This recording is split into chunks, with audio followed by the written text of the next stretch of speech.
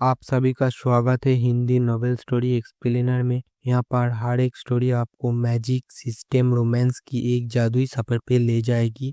इस स्टोरी का सारा चरित्र स्थान घटना सब कुछ काल्पनिक है। इसे वास्तविकता से जोड़ने का प्रयास ना करें।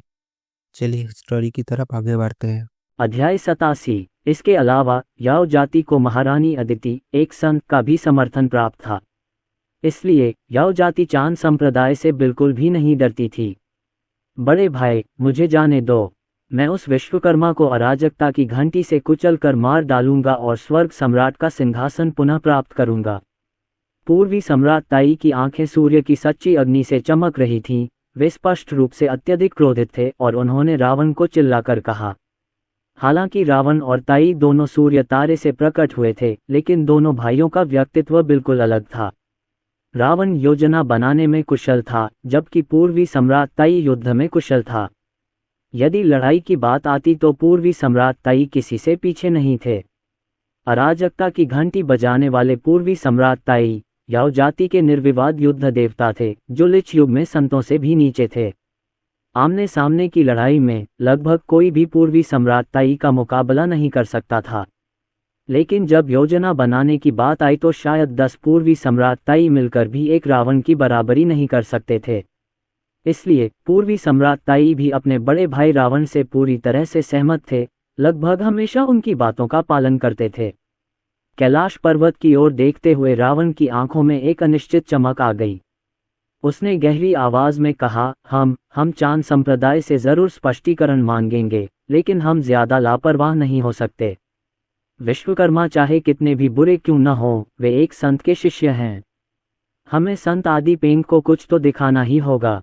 अरे बड़े भाई, क्या समय हो गया है, जल्दी से आदेश दो। अगर हम बहुत देर से गए तो हो सकता है कि विश्वकर्मा ने पहले ही स्वर्ग सम्राट का सिंहासन पिघला दिया हो और कोई शापित स्वर्गीय सम्राट तलवार बना ली हो।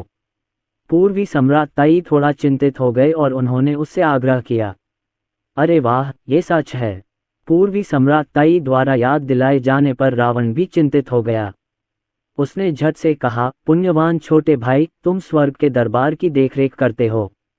मैं स्वयं नागराज के साथ झोंगनान पर्वत जाऊंगा।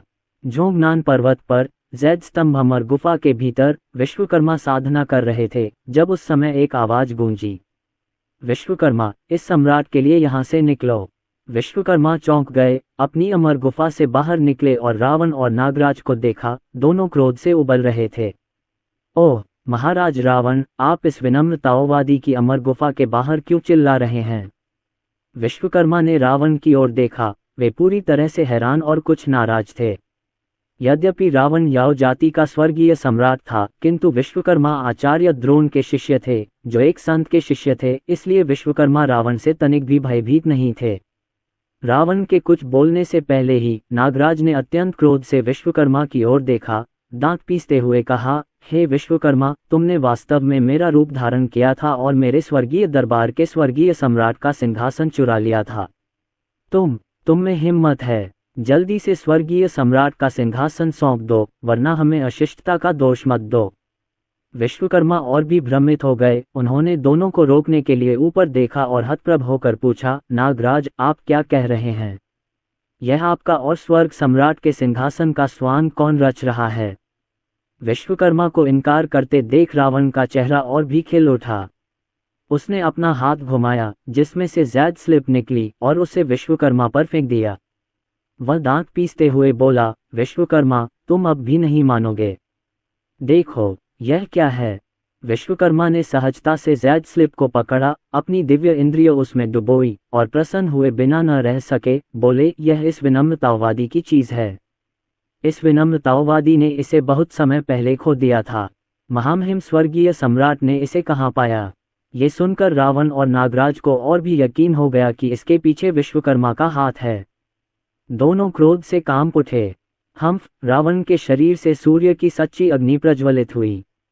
उसने विश्वकर्मा को क्रोध से देखा, दांत पीसते हुए कहा, विश्वकर्मा, यह जैद स्लिप चमत्कारी धुंध के हॉल लिंगशियाओ महल में मिली थी। क्या तुम्हें अब भी नहीं पता कि तुमने इस सम्राट का स्वर्गीय सम्राट का सिंहासन चुराया है? जल्दी से स्वर्गीय सम्राट का सिंहासन सौंप दो, वरना इस सम्राट को अशिष्टता का दोष मत दो। विश्वकर्मा और भी हतप्रभ हो गए। उन्होंने रावण की ओर देखा, उसका बूढ़ा चेहरा जोर से हिल रहा था और बोले, रावण, इस विनम्र ताओवादी ने सचमुच तुम्हारा कोई स्वर्गीय सम्राट का सिंहासन नहीं छीना। तुम्हें यहाँ इतना अहंकार नहीं करना चाहिए। यह विनम्र ताओवादी ऐसा व्यक्ति नहीं है जिसे तुम्हारी याव जाति यूं ही धकेल सके। रावण क्रोधित हो उठा, उसकी आंखों में सूर्य की अग्नि प्रज्वलित हो रही थी। उसने विश्वकर्मा को घूरकर गहरी आवाज में कहा, विश्वकर्मा, तुम स्वर्ग सम्राट का सिंहासन सौंपोगे या नहीं? विश्वकर्मा को भी गुस्सा आ गया। उन्होंने दांत पीसते हुए रावण को घूरा और कहा, रावण, तू पागल है क्या? इस तुच्छ ताओवादी ने कहा है, मैंने तेरा कोई स्वर्गीय सम्राट का सिंहासन नहीं छीना। क्या तू यूं ही बोलता रहेगा? महाराज, यह आदमी तब तक आंसू नहीं बहाएगा जब तक उसे ताबूत न दिख जाए। आपकी प्रजा उसे सबक सिखाए। नागराज ने रावण की ओर मुड़कर गहरी आवाज में कहा। रावण ने गहरी सांस ली, अपना विशाल हाथ बढ़ाया और प्रचंड जादुई शक्ति एकत्रित हुई, जिससे एक विशाल हाथ बना जिसने विश्वकर्मा को जकड़ लिया। उसने गहरी आवाज में कहा, विश्वकर्मा, अब भी तुम स्वर्ग के सम्राट का सिंहासन नहीं सौंपोगे। चूंकि तुम मृत्यु को आमंत्रित कर रहे हो, तो इस सम्राट को अशिष्टता का दोष मत दो। ऐसा कहकर रावण ने जोर से दबाया। वाह! रावण ने विश्वकर्मा को निचोड़ा और मुंह से पुराना खून थूक दिया। उन्होंने रावण को आश्चर्य और क्रोध से देखा, दांत पीसते हुए कहा, अरे दुष्ट, रे पंखवाले! इस नीच ताओवादी ने तेरा कोई शापित स्वर्गीय सम्राट का सिंहासन नहीं छीना। इस नीच ताओवादी पर हाथ डालने की तेरी हिम्मत कैसे हुई? इस नीच ताओवादी का गुरु तुझे छोड़ेगा नहीं। हम अच्छा देखते हैं तुम्हारा मुंह सख्त है या इस बादशाह की मुट्ठी सख्त है। रावण क्रोधित हो गया और उसने पुनः जोर से दबाया। वाह वाह! विश्वकर्मा को निचोड़ा गया, लगातार खून थूक रहे थे, उनकी आंखें लाल हो गई थीं। उन्होंने कैलाश पर्वत की ओर चिल्लाकर कहा, गुरुवर, अपने शिष्य को बचाए। फुफ! तभी शून्य लोक से एक गहरे हरे रंग की धारा निकली और रावण के शरीर पर जोर से टकराए। बेचारा रावण सीधे पीछे की ओर लुढ़क गया और उसके पीछे करोड़ों मील तक फैली पर्वत श्रृंखला ढह गई। धूल उड़ी और चट्टानें बेतरतीब ढंग से बिखर गईं। महाराज, नागराज डर के मारे पीला पड़ गया और चिल्लाया। अगले ही क्षण आचार्य द्रोण शून्यलोक से प्रकट हुए और मलबे में दबे रावण को क्रोध से देखते हुए कठोर स्वर में बोले, रावण, तुझे ये दुस्साहस किसने दिया? तूने सचमुच इस विनम्र ताओवादी शिष्य पर हाथ उठाने का साहस किया। जब अपनी रक्षा की बात आई तो आचार्य द्रोण स्वर्ग के संतों में सबसे पहले थे। ये देखकर कि रावण ने वास्तव में विश्वकर्मा को घायल करने का साहस किया है, आचार्य द्रोण क्रोधित क्यों न हो गए। आदि पेंग आचार्य द्रोण को देखकर नागराज की पुतलियां सिकुड़ गईं। अध्यापक, विश्वकर्मा कमजोर थे, उनकी क्यूई समाप्त हो चुकी थी तथा उन्हें स्पष्टतः बहुत गंभीर चोटें लगी थीं। विश्वकर्मा को इतनी बुरी तरह घायल देखकर आचार्य द्रोण का क्रोध और बढ़ गया। उन्होंने अचानक अपनी दृष्टि नागराज की ओर घुमाई। नागराज की स्फिंक्टर कस गई और उसे रीढ़ की हड्डी में ठंडक महसूस हुई। अगले ही क्षण आचार्य द्रोण ने अपनी आस्तीन लहराए और एक प्रचंड अजेय शक्ति उमड़ी, जिसने नागराज को सीधे टूटी डोरी वाली पतंग की तरह उड़ा दिया। वह अनगिनत पहाड़ों को ध्वस्त करते हुए न जाने कितने मील पीछे की ओर लुढ़क गया। उसी क्षण रावण लगातार खून थूकता हुआ मलबे से रेंगता हुआ बाहर आया।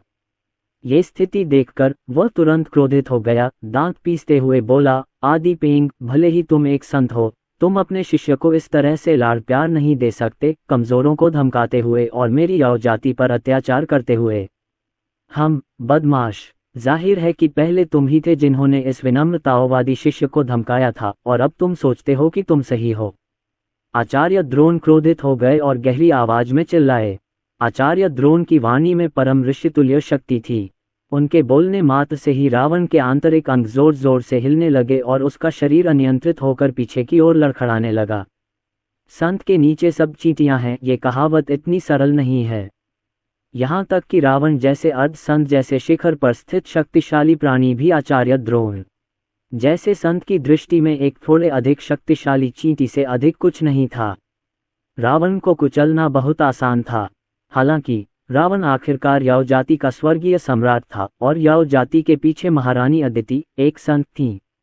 रावण को मारना बहुत कठिन काम था, इसलिए आचार्य द्रोण ने रावण को मारने की इच्छा को बलपूर्वक दबा दिया। आदि पेंग, क्या आपको लगता है कि मेरी यौ जाति को धमकाना आसान है? तभी एक स्पष्ट, ठंडी आवाज गूंजी। इसके तुरंत बाद फीनिक्स की गूंजती हुई चीख सुनाई दी। महारानी अदिति, एक स्वर्ण फीनिक्स अमर गोल्डन फीनिक्स पर चलते हुए, आचार्य द्रोण को ठंडे भाव से देखते हुए शून्य क्षेत्र से प्रकट हुईं। महारानी, कृपया, महारानी अदिति, इस सम्राट के लिए न्याय सुनिश्चित करें। आदि पेंग ने अपने शिष्य को मेरी याओ जाति को धमकाने में बहुत आगे तक धकेल दिया। कृपया, महारानी, न्याय सुनिश्चित करें। रावण महारानी अदिति को देखकर बहुत प्रसन्न हुआ। उसने झट से महारानी अदिति की ओर हाथ जोड़कर ऊंची आवाज में कहा, हे भगवान। महारानी अदिति के आगमन पर आचार्य द्रोण की भौहें थोड़ी सिकुड़ गईं। उन्होंने महारानी अदिति की ओर देखा और गहरी आवाज में कहा, कनिष्ठ बहन नुवा, ये स्पष्ट है कि रावण ने ही सबसे पहले इस विनम्र ताओवादी के शिष्य विश्वकर्मा को गंभीर रूप से घायल किया था। इस विनम्र ताओवादी को ऐसा करने के लिए मजबूर किया गया था। कनिष्ठ बहन नुवा को सही और गलत में अंतर करना चाहिए। महारानी अदिति आखिरकार एक संत थीं। यद्यपि आचार्य द्रोण के मन में पहले से ही अमर संहारक तलवार संरचना को तोड़ने के लिए उम्मीदवार थे और महारानी अदिति उनमें से नहीं थी, फिर भी यदि महारानी अदिति क्रोध में आकर जी संप्रदाय की ओर मुड़ जाती तो ये परेशानी का सबब बन जाता। यदि महारानी अदिति अपने संतों में से किसी एक को रोक लें तो शेष 3 संत अमर संहारक तलवार संरचना को तोड़ने में बिल्कुल भी सक्षम नहीं होंगे।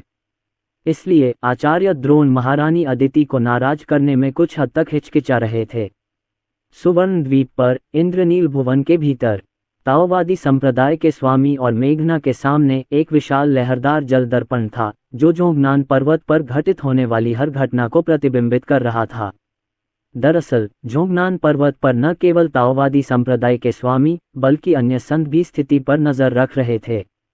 आखिरकार जोगनान पर्वत पर इतना बड़ा हंगामा मचा हुआ था और आचार्य द्रोण और महारानी अदिति भी वहां पहुंच गए थे। हालांकि बाकी संत भ्रमित थे और उन्हें स्थिति की कोई स्पष्ट समझ नहीं थी। केवल ताओवादी संप्रदाय के स्वामी का हृदय दर्पण की तरह स्पष्ट था। वे जानते थे कि उनके सामने जो कुछ भी हो रहा है वह आर्यन शर्मा द्वारा ही रचा जा रहा है। हे जूनियर सिस्टर नुवा भी यहाँ हैं। ये शुरू होने वाला है। ताओवादी संप्रदाय के स्वामी अति प्रसन्न होकर उत्साहपूर्वक आगे झुके। मेघना अवाक सी उसे देखती रही और बुदबुदाई, गुरुजी, आप भी सचमुच बहुत धूर्त हैं। शायद बड़े भाई आर्यन शर्मा की धूर्तता आपसे ही सीखी गई है। ये सुनकर ताओवादी संप्रदाय के स्वामी का चेहरा उतर गया। उन्होंने झुंझलाहट से मेघना को घूरा और उत्साह से दर्पण को देखते रहे, बीच बीच में मुट्ठियां भी हिलाते रहे, उत्सुकता से आचार्य द्रोण और महारानी अदिति के युद्ध शुरू करने की प्रतीक्षा में। ताओवादी संप्रदाय के स्वामी को पता था कि भविष्य में नीलगिरी महर्षि, आचार्य द्रोण और पश्चिम के 2 ऋषि उन्हें घेर लेंगे, जिससे संत महारानी अदिति अत्यंत महत्वपूर्ण हो जाएंगी। यदि महारानी अदिति और आचार्य द्रोण में मतभेद हो जाए और थोड़ी और चतुराई से महारानी अदिति को जी संप्रदाय के खेमे में खींचना संभव हो जाएगा। इस तरह अमर वध तलवार गठन नहीं टूटेगा और जी संप्रदाय का सफाया नहीं होगा। इसलिए ताओवादी संप्रदाय के स्वामी महारानी अदिति और आचार्य द्रोण को युद्ध करते देख बहुत प्रसन्न हुए। बेशक जब संत झांक रहे थे, आर्यन शर्मा भी चुपचाप नहीं बैठा था। वह भी जोगनान पर्वत के पास छिपकर झांक रहा था। वह अपने द्वारा आयोजित इस अच्छे शो का प्रत्यक्षदर्शी कैसे नहीं हो सकता था। जोगनान पर्वत की तलहटी में रावण मलबे से रेंग कर बाहर आया और जल्दी से महारानी अदिति को प्रणाम किया तथा जो कुछ पहले हुआ था उसे बताया। ये सुनकर महारानी अदिति की भौहें तन गईं। उन्होंने आचार्य द्रोण को घूरकर गहरी आवाज में कहा, आदि पेंग, तुम और कैसे तर्क करोगे? आचार्य द्रोण की भौहें तन गईं। उन्होंने मन ही मन भविष्यवाणी करनी शुरू की, लेकिन पाया कि आकाशीय रहस्य तो धुंधले थे। उन्होंने बहुत देर तक गणना की, लेकिन कुछ भी निष्कर्ष नहीं निकाल पाए। आचार्य द्रोण विश्वकर्मा की ओर मुड़े और क्रोधित होकर बोले, विद्रोही शिष्य, आखिर क्या हो रहा है? विश्वकर्मा डर के मारे कांप उठे और जल्दी से जमीन पर गिर पड़े और जोर से चिल्लाने लगे, गुरुवर, इस शिष्य के साथ अन्याय हुआ है। ये शिष्य कभी स्वर्ग की अदालत में नहीं गया, न ही इसने कभी स्वर्ग सम्राट का सिंहासन चुराया है। हंस, विश्वकर्मा, क्या तुम अब भी बहस करोगे? पहली बार जब तुम स्वर्ग के दरबार में गए थे तो तुमने सीधे इस सम्राट से स्वर्ग के सम्राट का सिंहासन मांगा था। इस सम्राट ने तुम्हें वह नहीं दिया, इसलिए तुम दूसरी बार नागराज में बदल गए, चुपके से स्वर्ग के दरबार में घुस गए और स्वर्ग के सम्राट का सिंहासन चुरा लिया। इस सम्राट को चमत्कारी धुंध के हॉल लिंगजियाओ महल में मिली जेड स्लिप इसका अटल प्रमाण है। रावण ने विश्वकर्मा को घूरा और कठोर स्वर में चिल्लाया। ये कहते हुए रावण ने वह जेड स्लिप निकाली और महारानी अदिति को सौंप दी तथा उन्हें प्रणाम करते हुए कहा, महारानी अदिति, यह है प्रमाण। महारानी अदिति ने जेड स्लिप ली और अपनी दिव्य इंद्रिय से उसे झटकने के बाद उनका सुंदर चेहरा ठंडा पड़ गया। उन्होंने आचार्य द्रोण की ओर देखा और गहरी आवाज में कहा, वरिष्ठ भाई आदिपेंग, आपको एक नज़र डालनी चाहिए। इसके साथ ही महारानी अदिति ने अपनी जादुई शक्ति से जेड स्लिप को सहारा देकर आचार्य द्रोण को सौंप दिया। आचार्य द्रोण क्षण भर के लिए स्तब्ध रह गए। उन्होंने जेड स्लिप ली और अपनी दिव्य इंद्रिय से एक झटके के बाद उनका बूढ़ा चेहरा तुरंत राख जैसा हो गया। वह अपने शिष्य को सबसे अच्छी तरह जानता था। संपूर्ण महाविनाश में शायद केवल विश्वकर्मा ही ऐसी अद्भुत रचना कर सकते थे।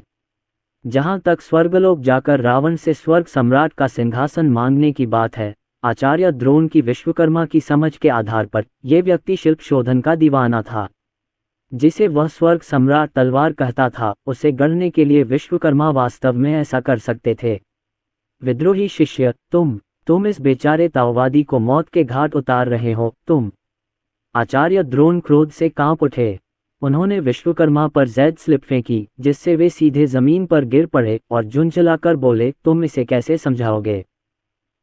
विश्वकर्मा को चोट लगने से चक्कर आ गया, लेकिन उन्होंने अपनी चोटों की परवाह नहीं की और जल्दी से जमीन पर गिर पड़े, चिल्लाते हुए बोले, गुरुजी, इस शिष्य को पता नहीं है कि क्या हो रहा है।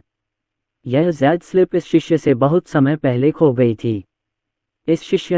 ये वास्तव में इस शिष्य ने नहीं किया था।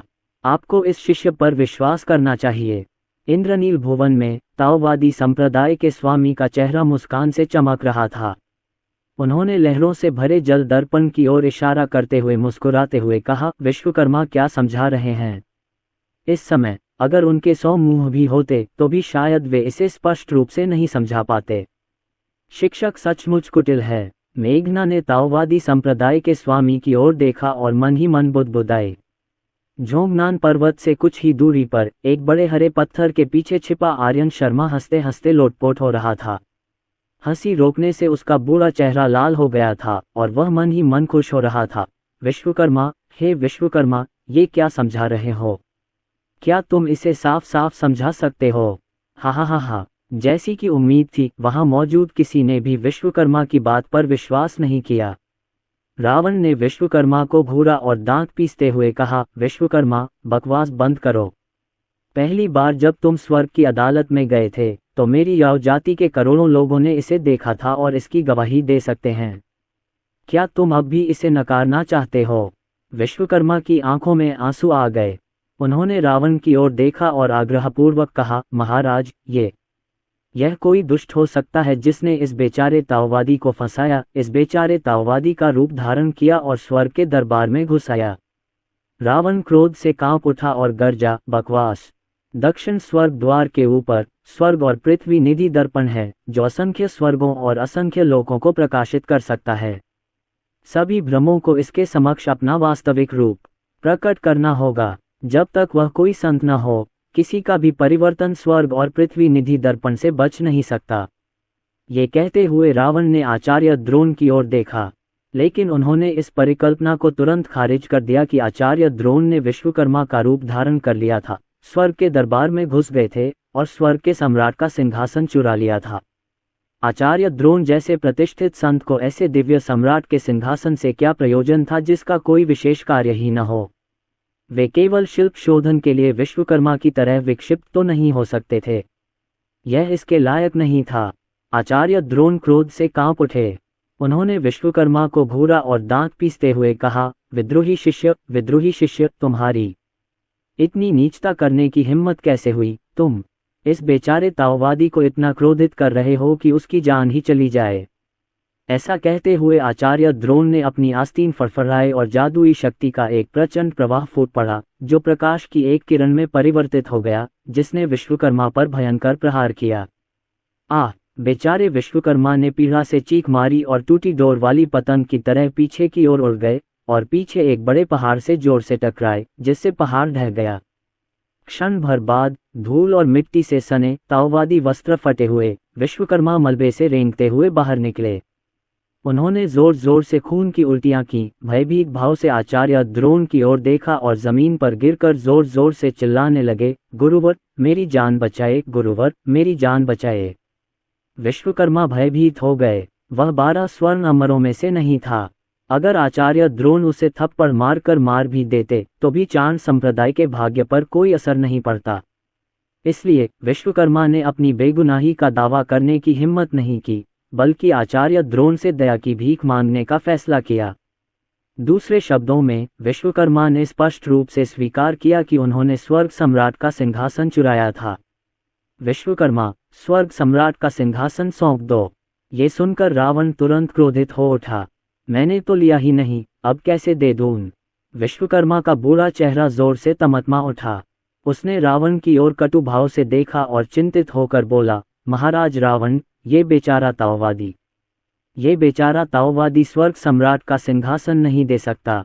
रावण एक क्षण के लिए स्तब्ध रह गया, फिर उसके चेहरे के भाव अचानक बदल गए और वह आश्चर्य और क्रोध से भरकर बोला, तुमने स्वर्ग सम्राट के सिंहासन को पिघला दिया, उसे परिष्कृत करके कुछ और बना दिया।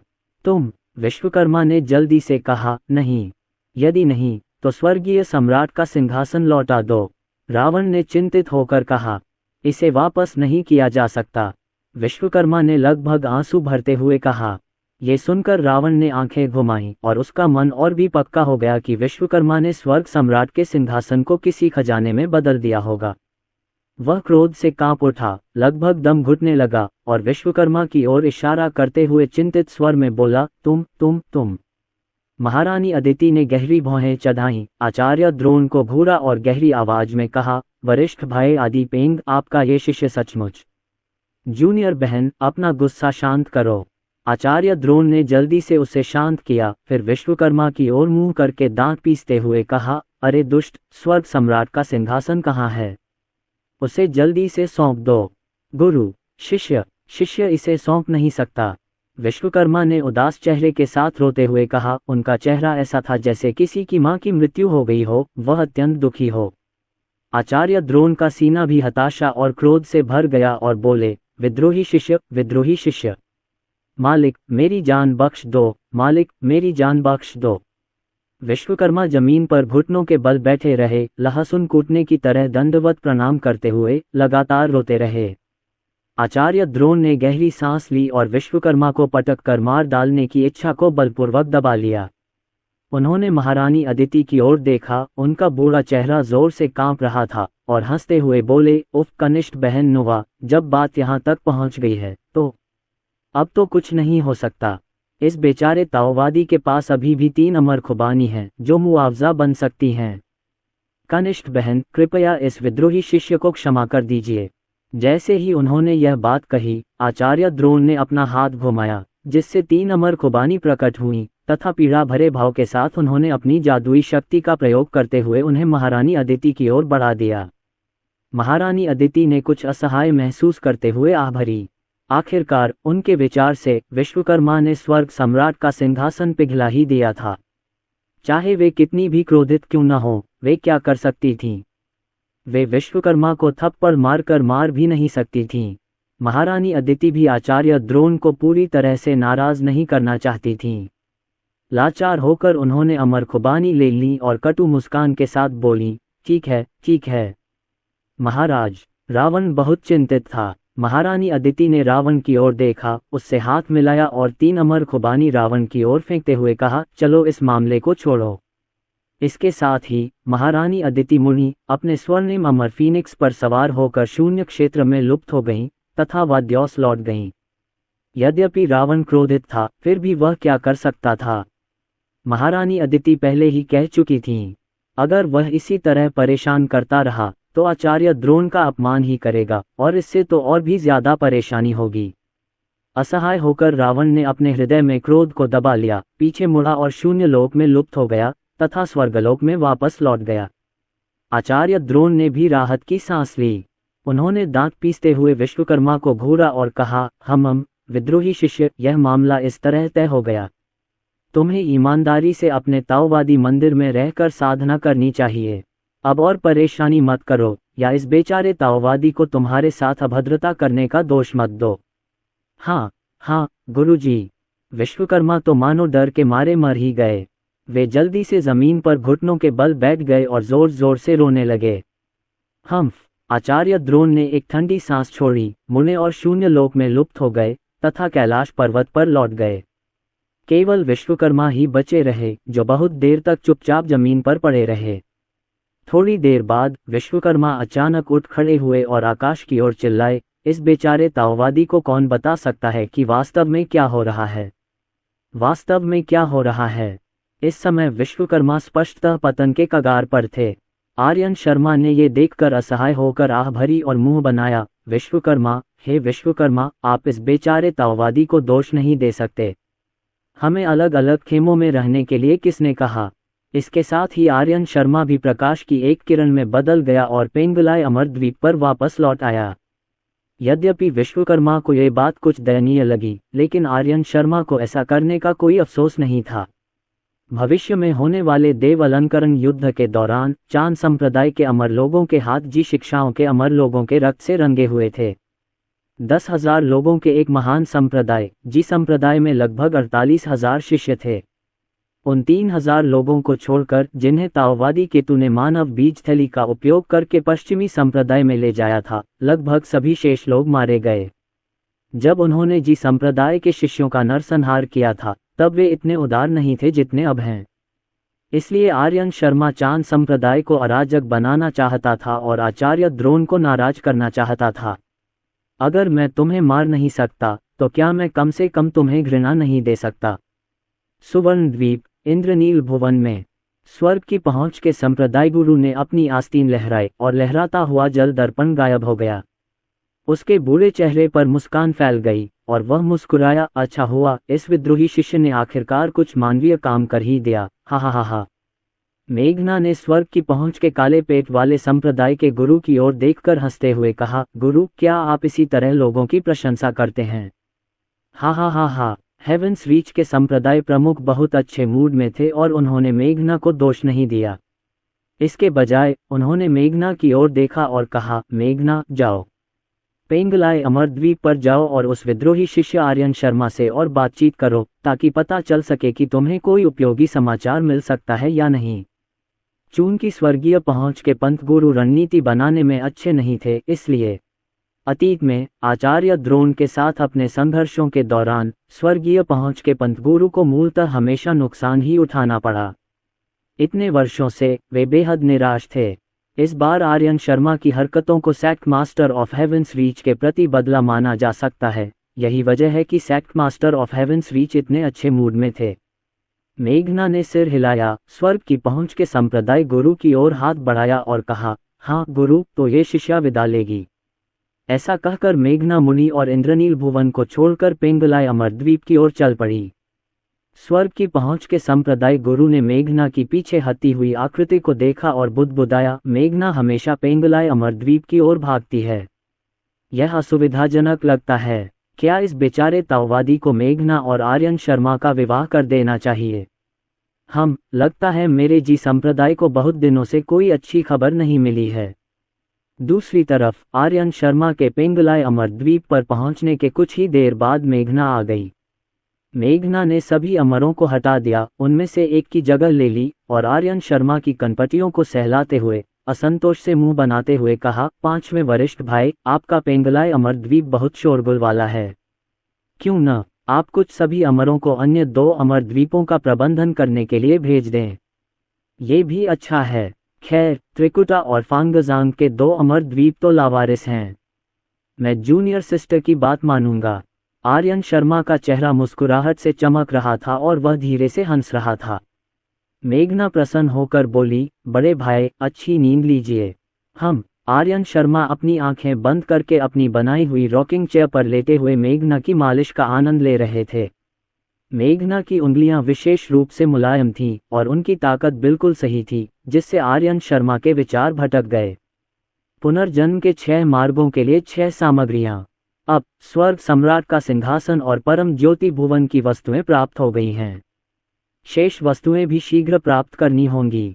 पिछली बार जब मैं ग्रैंड मास्टर को देखने परम ज्योति भुवन गया था तो ग्रैंड मास्टर की नज़रें कुछ अजीब थीं।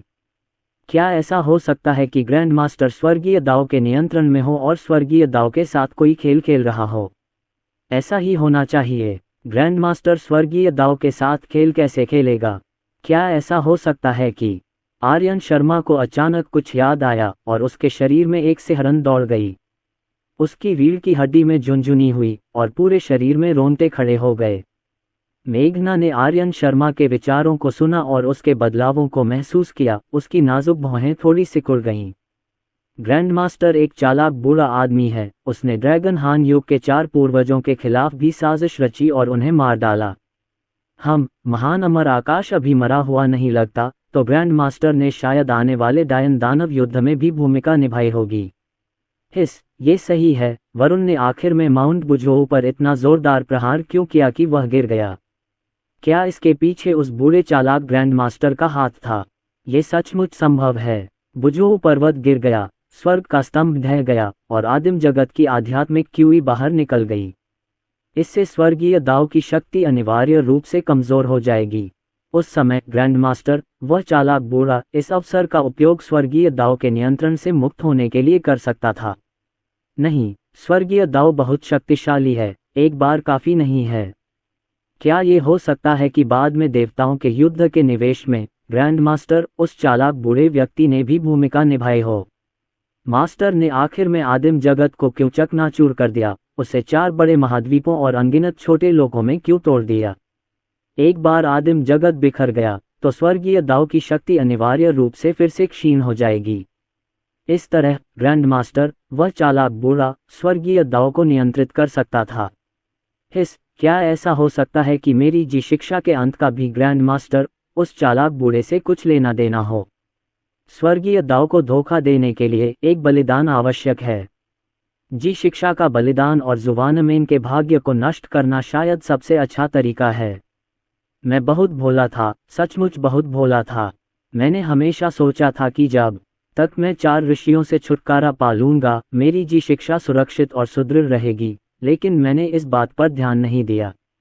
ग्रैंड मास्टर, वह चालाक बूढ़ा, वही है जो पर्दे के पीछे शतरंज खेल रहा है। वही मेरी जी शिक्षा के पतन का कारण है। आर्यन शर्मा जितना अधिक इसके बारे में सोचता, उतना ही अधिक उसकी रीढ़ में ठंडक महसूस होती तथा उसका सिर अधिक दर्द करने लगता। आखिरकार वह 4 ऋषियों की योजना बनाकर उन्हें व्यक्तिगत रूप से पराजित कर सकता था, लेकिन वह दाव पूर्वज से कैसे निपट सकता था? दाव पूर्वज बहुत ज्यादा शक्तिशाली थे, यकीनन आदिम जगत के सबसे शक्तिशाली विशेषज्ञ। अगर स्वर्ग के सभी संत एक साथ हमला भी कर दें तो भी वे दाव पूर्वज का मुकाबला नहीं कर पाएंगे।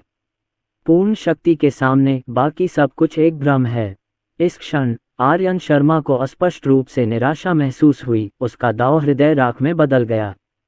यह अनुमान उसके लिए बहुत बड़ा झटका था, जिससे उसका दाव हॉट लगभग ध्वस्त हो गया।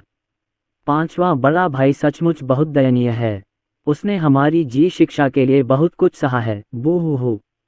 हालांकि मेघना भी जो कुछ सुन रही थी उससे बहुत हैरान थी, लेकिन वह आर्यन शर्मा के बारे में अधिक चिंतित थी। आर्यन शर्मा के बेबाक बाहरी व्यक्तित्व के पीछे एक भावुक हृदय छिपा था। वह जी की पढ़ाई के लिए खुद भी परेशान रहता था, लेकिन कभी कभी दुनिया की नज़रों से ओझल हो जाता था। यदि वह आर्यन शर्मा के विचारों को नहीं सुन पाती तो वह कैसे जान पाती कि उसने जी शिक्षण के लिए कितना कुछ किया और कितना त्याग किया है। इस समय आर्यन शर्मा मेघना के दिल में अविश्वसनीय रूप से ऊंचा स्थान पा चुका था। शांत और रानी जैसी मेघना एक फैंगल में बदल गई और चमकती आंखों से आर्यन शर्मा को देखने लगी, मानो वह चाहती हो कि समय ठहर जाए, हमेशा के लिए इस गर्म पल में समा जाए। नहीं, मैं ये सब नहीं होने दूंगा। चाहे वो ग्रैंड मास्टर ही क्यों ना हो, वो चालाक बूढ़ा आदमी, तो क्या हुआ? ये युवा मास्टर कभी हार नहीं मानेगा। जी टीचिंग मेरा घर है और जी टीचिंग के मार्शल ब्रदर्स और छोटी बहनें मेरा परिवार हैं। मैं उन्हें कभी कुछ नहीं होने दूंगा। अगर ये दाव पूर्वज भी है तो क्या हुआ? इस युवा गुरु को स्वर्गीय दाव और महान दाव की भी परवाह नहीं है। क्या ये चालाक बूढ़ा दाव पूर्वज मुझसे ज्यादा चालाकी कर सकता है? देखते हैं कौन किससे ज्यादा चालाकी कर सकता है। धिक्कार है। एक अज्ञात अवधि के बाद मेघना ने आर्यन शर्मा के विचारों को फिर से सुना। उसी समय आर्यन शर्मा एक बार फिर से उज्ज्वल हो गया, उसका दाव हृदय पुनः जागृत हो गया तथा उसकी जगह लड़ने की भावना ने ले ली। आर्यन शर्मा का फिर से जोश देखकर मेघना के दिल की धड़कनें ढीली पड़ गईं। उसने राहत की सांस ली, आर्यन शर्मा की तरफ देखा और कहा, पंचम बड़े भाई, अब आपको अच्छी नींद आनी चाहिए। मुझे अभी कुछ काम निपटाने हैं, इसलिए पहले मैं विदा लेती हूँ। मैं सचमुच तुम्हें जाते हुए नहीं देखना चाहता, छोटी बहन। आर्यन शर्मा ने मजाक किया। किसने सोचा होगा कि इस बार मेघना ने आर्यन शर्मा को डांटा नहीं, बल्कि उसका सुंदर चेहरा लाल हो गया और उसने आर्यन शर्मा को एक शर्मीली नज़र से देखा और फिर जल्दी से पीछे मुड़ गई और पेंगलाई अमरद्वीप से भाग गई, मानो भाग रही हो। बहन मेघना को क्या हुआ है? क्या ऐसा हो सकता है कि वह मेरे सुंदर और आकर्षक रूप से प्रभावित हो गई हो? आर्यन शर्मा ने अंतहीन विचार किया। मेघना पेंगलाई अमरद्वीप छोड़ने के बाद सीधे सुवर्णा द्वीप की ओर चल पड़ी। जो मामला उसने अभी सुना था वह बहुत महत्वपूर्ण था। उसे यथाशीघ्र संप्रदाय प्रमुख नीलगिरी को सूचित करना था ताकि वह तैयार हो सके। हम सारा बोझ सीनियर भाई आर्यन शर्मा पर नहीं डाल सकते। हमारी पूरी जी शिक्षण टीम को सीनियर भाई आर्यन शर्मा के साथ मिलकर बोझ उठाना होगा। वह आर्यन शर्मा के लिए दुख महसूस करते हुए जल्दी से अपने रास्ते पर चल पड़ी। शीघ्र ही मेघना सुवर्ण द्वीप पर पहुंची और इंद्रनील भुवन के समक्ष आकर अपने हाथों को कपोल कल्पित करते हुए बोली, गुरुवर, शिष्या मेघना आपसे दर्शन का अनुरोध करती है। संप्रदाय गुरु नीलगिरी दंग रह गए। मेघना को इतनी जल्दी लौटते देख उन्हें लगा कि उसे जरूर कोई उपयोगी जानकारी मिली होगी, इसलिए उन्होंने झट से कहा, अंदर आइए। क्रेक। मेघना ने दरवाजा धक्का देकर खोला और अंदर दाखिल हुई। पंत गुरु नीलगिरी को देखते ही उसने झट से झुककर कहा, शिष्या मेघना। गुरुदेव को नमस्कार। संप्रदाय गुरु नीलगिरी ने अपनी आस्तीन हिलाकर कई प्रतिबंध लगाए, फिर मेघना की ओर देखा और पूछा, मेघना, क्या हुआ? तुम इतनी परेशान क्यों दिख रही हो? गुरुजी, मैं। अपनी बात पूरी करने से पहले ही मेघना का गला भर आया और वह बेकाबू होकर रोने लगी। संप्रदाय गुरु नीलगिरी ने गहरी भौहें चढ़ाकर मेघना की ओर देखा और आग्रहपूर्वक पूछा, मेघना, मुझे जल्दी बताओ, वास्तव में क्या हुआ था? मेघना ने अपनी सिसकियों को रोका, संप्रदाय प्रमुख नीलगिरी की ओर देखा और चिंतित होकर बोली, गुरुजी, वरिष्ठ भाई आर्यन शर्मा ने हमारी जी शिक्षा के लिए बहुत कुछ सहन किया है। बूहू। ये कहते हुए मेघना फिर रोने लगी। संप्रदाय गुरु नीलगिरी ने आंखें घुमाईं और मुंह बनाते हुए कहा, मेघना, जल्दी बताओ। अगर तुम मुझे बता दोगी तो मैं तुम्हारा गुरु जान जाऊंगा और आर्यन शर्मा का बोझ उठा सकूंगा। मेघना ने सिर हिलाया, अपनी खूबसूरत अश्रुपूर्ण आंखों से संप्रदाय गुरु नीलगिरी की ओर देखते हुए कहा, गुरु, मैंने वरिष्ठ भाई आर्यन शर्मा के विचार सुने। वे कह रहे थे कि हमारी जी शिक्षण के अंत का असली कारण ग्रैंड मास्टर से संबंधित हो सकता है। क्या यह? संप्रदाय गुरु नीलगिरी को इतना धक्का लगा कि वे लड़खड़ा गए, लगभग अपने बादलों के बिस्तर से गिर पड़े और जल्दी से बोले, मेघना, मुझे विस्तार से बताओ, एक भी शब्द मत छोड़ना। मेघना ने सिर हिलाया और जल्दी से अपने हाथों को प्याले में भरते हुए बोली, गुरुजी, मैंने वरिष्ठ भाई आर्यन शर्मा को ये कहते सुना कि ग्रैंड मास्टर स्वर्गीय दाव के साथ एक खेल खेल रहे हैं। इस डायन दानव युद्ध में डायन वंश का पूर्वज डायन वरुण माउंट बुझो पर भयंकर प्रहार करेगा, जिससे स्वर्ग का स्तंभ गिर जाएगा, जिससे आदिम जगत की आध्यात्मिक क्यूई बाहर निकल जाएगी और स्वर्गीय दाव की शक्ति क्षीण हो जाएगी। इसमें ग्रैंड मास्टर की भूमिका थी। स्वर्ग का खंभा ढह गया। यह संप्रदाय गुरु नीलगिरी का बूढ़ा चेहरा सुनते ही हिंसक रूप से हिल गया, उनकी आंखें तेज रोशनी से चमक उठीं और वे बुदबुदाने लगे, स्वर्गीय दाव के साथ खेल खेल रहे हैं, स्वर्गीय दाव की शक्ति को कमजोर कर रहे हैं। वह नहीं जानता था कि वह क्या सोच रहा था, लेकिन संप्रदाय प्रमुख नीलगिरी का चेहरा पीला पड़ गया और उसके रोंगटे खड़े हो गए। काफी देर बाद संप्रदाय प्रमुख नीलगिरी ने होश संभाला और मेघना की ओर देखकर उसे आगे बढ़ने का संकेत दिया। मेघना ने गहरी सांस ली, संप्रदाय गुरु नीलगिरी की ओर देखा और कहा, गुरु। शिष्य ने वरिष्ठ भाई आर्यन शर्मा के विचार सुने, जो कह रहे थे कि हमारी जी शिक्षा का अंत भी ग्रैंड मास्टर की ही वजह से हो सकता है। जी शिक्षा के अंत के बाद गुरु पागल हो जाएंगे और आदि लोक को नष्ट कर देंगे, उसे चकनाचूर कर देंगे, जिससे स्वर्गीय दाव की शक्ति एक बार फिर कमजोर हो जाएगी। क्या मैं इस महाविनाश को चकनाचूर कर दूंगा? ये स्वर्गीय भगवान नीलगिरी स्तब्ध रह गए और लंबे समय तक संभल नहीं पाए। जिया ने सिर हिलाया, नीलगिरी देव की ओर हाथ जोड़कर कहा, गुरुजी, हमें आर्यन शर्मा सीनियर भाई का बोझ उठाना होगा।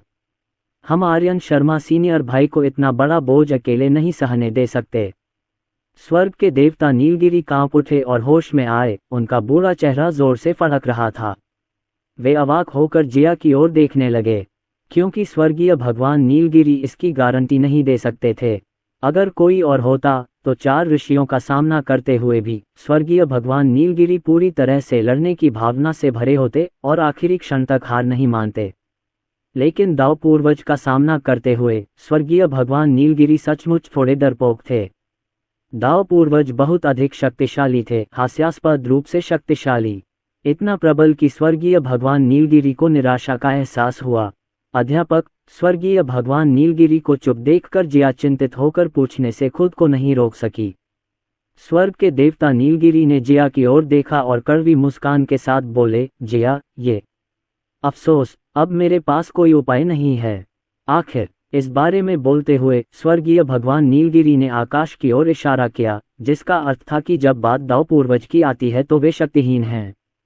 ये जानना जरूरी है कि महाविनाश में दाव पूर्वज ही एकमात्र महाशक्ति थे जो स्वर्गीय दाव क्षेत्र में पहुंच गए थे, एक पारलौकिक अस्तित्व जो स्वर्गीय दाव से मुकाबला कर सकता था। ऐसे अस्तित्व से कोई कैसे निपट सकता है? दाव पूर्वज अत्यंत शक्तिशाली थे और यहाँ तक कि स्वर्गीय भगवान नीलगिरी को भी गहरी निराशा का एहसास हुआ। बहरहाल एक पल बाद देवराज नीलगिरी की आंखों में फिर से एक चमक आ गई। उन्होंने जिया की तरफ देखा और मुस्कुराते हुए कहा, जिया, चिंता मत करो। चूंकि उस आर्यन शर्मा को इस बारे में पता है तो वो जरूर इसका कोई हल निकाल लेगा। मुझे लगा कि उसके पास एक अच्छा विचार था। पता चला कि उन्होंने गेंद आर्यन शर्मा सीनियर ब्रदर की तरफ वापस फेंक दी थी।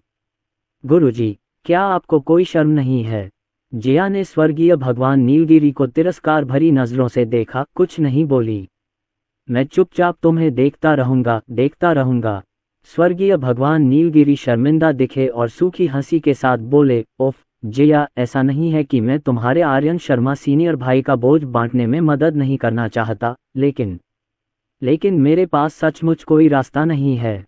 फिलहाल हम बस तुम्हारे आर्यन शर्मा सीनियर भाई पर ही उम्मीद लगाए बैठे हैं और देखते हैं कि तुम्हारे आर्यन शर्मा सीनियर भाई के पास क्या उपाय हैं। अंत में यह अभी भी मेरा आर्यन शर्मा वरिष्ठ भाई है जो सब कुछ सहन करता है। जिया ने स्वर्गीय भगवान नीलगिरी को नाराजगी के संकेत के साथ देखा और सिर हिलाया, शिष्य समझता है। स्वर्गीय भगवान नीलगिरी ने राहत की सांस ली, फिर अचानक एक अजीब भाव से जिया को देखा और धूर्तता से हंसते हुए कहा, जिया, तुम अपने आर्यन शर्मा सीनियर भाई के बारे में क्या सोचती हो? फुश, पल भर में जिया का सुंदर चेहरा लाल हो गया, उसके गाल 2 पके लाल सिबों की तरह लाल हो गए, मानो एक को काटने का मन कर रहा हो। यहाँ तक कि उसकी गर्दन और कान के लोब भी लाल हो गए। जिया स्वाभाविक रूप से स्वर्गीय भगवान नीलगिरी के निहितार्थ को समझ गई। इसके अलावा स्वर्गीय भगवान नीलगिरी की कामुक अभिव्यक्ति के साथ जिया को कैसे पता नहीं चल सकता था कि स्वर्गीय भगवान नीलगिरी क्या कहना चाहते थे।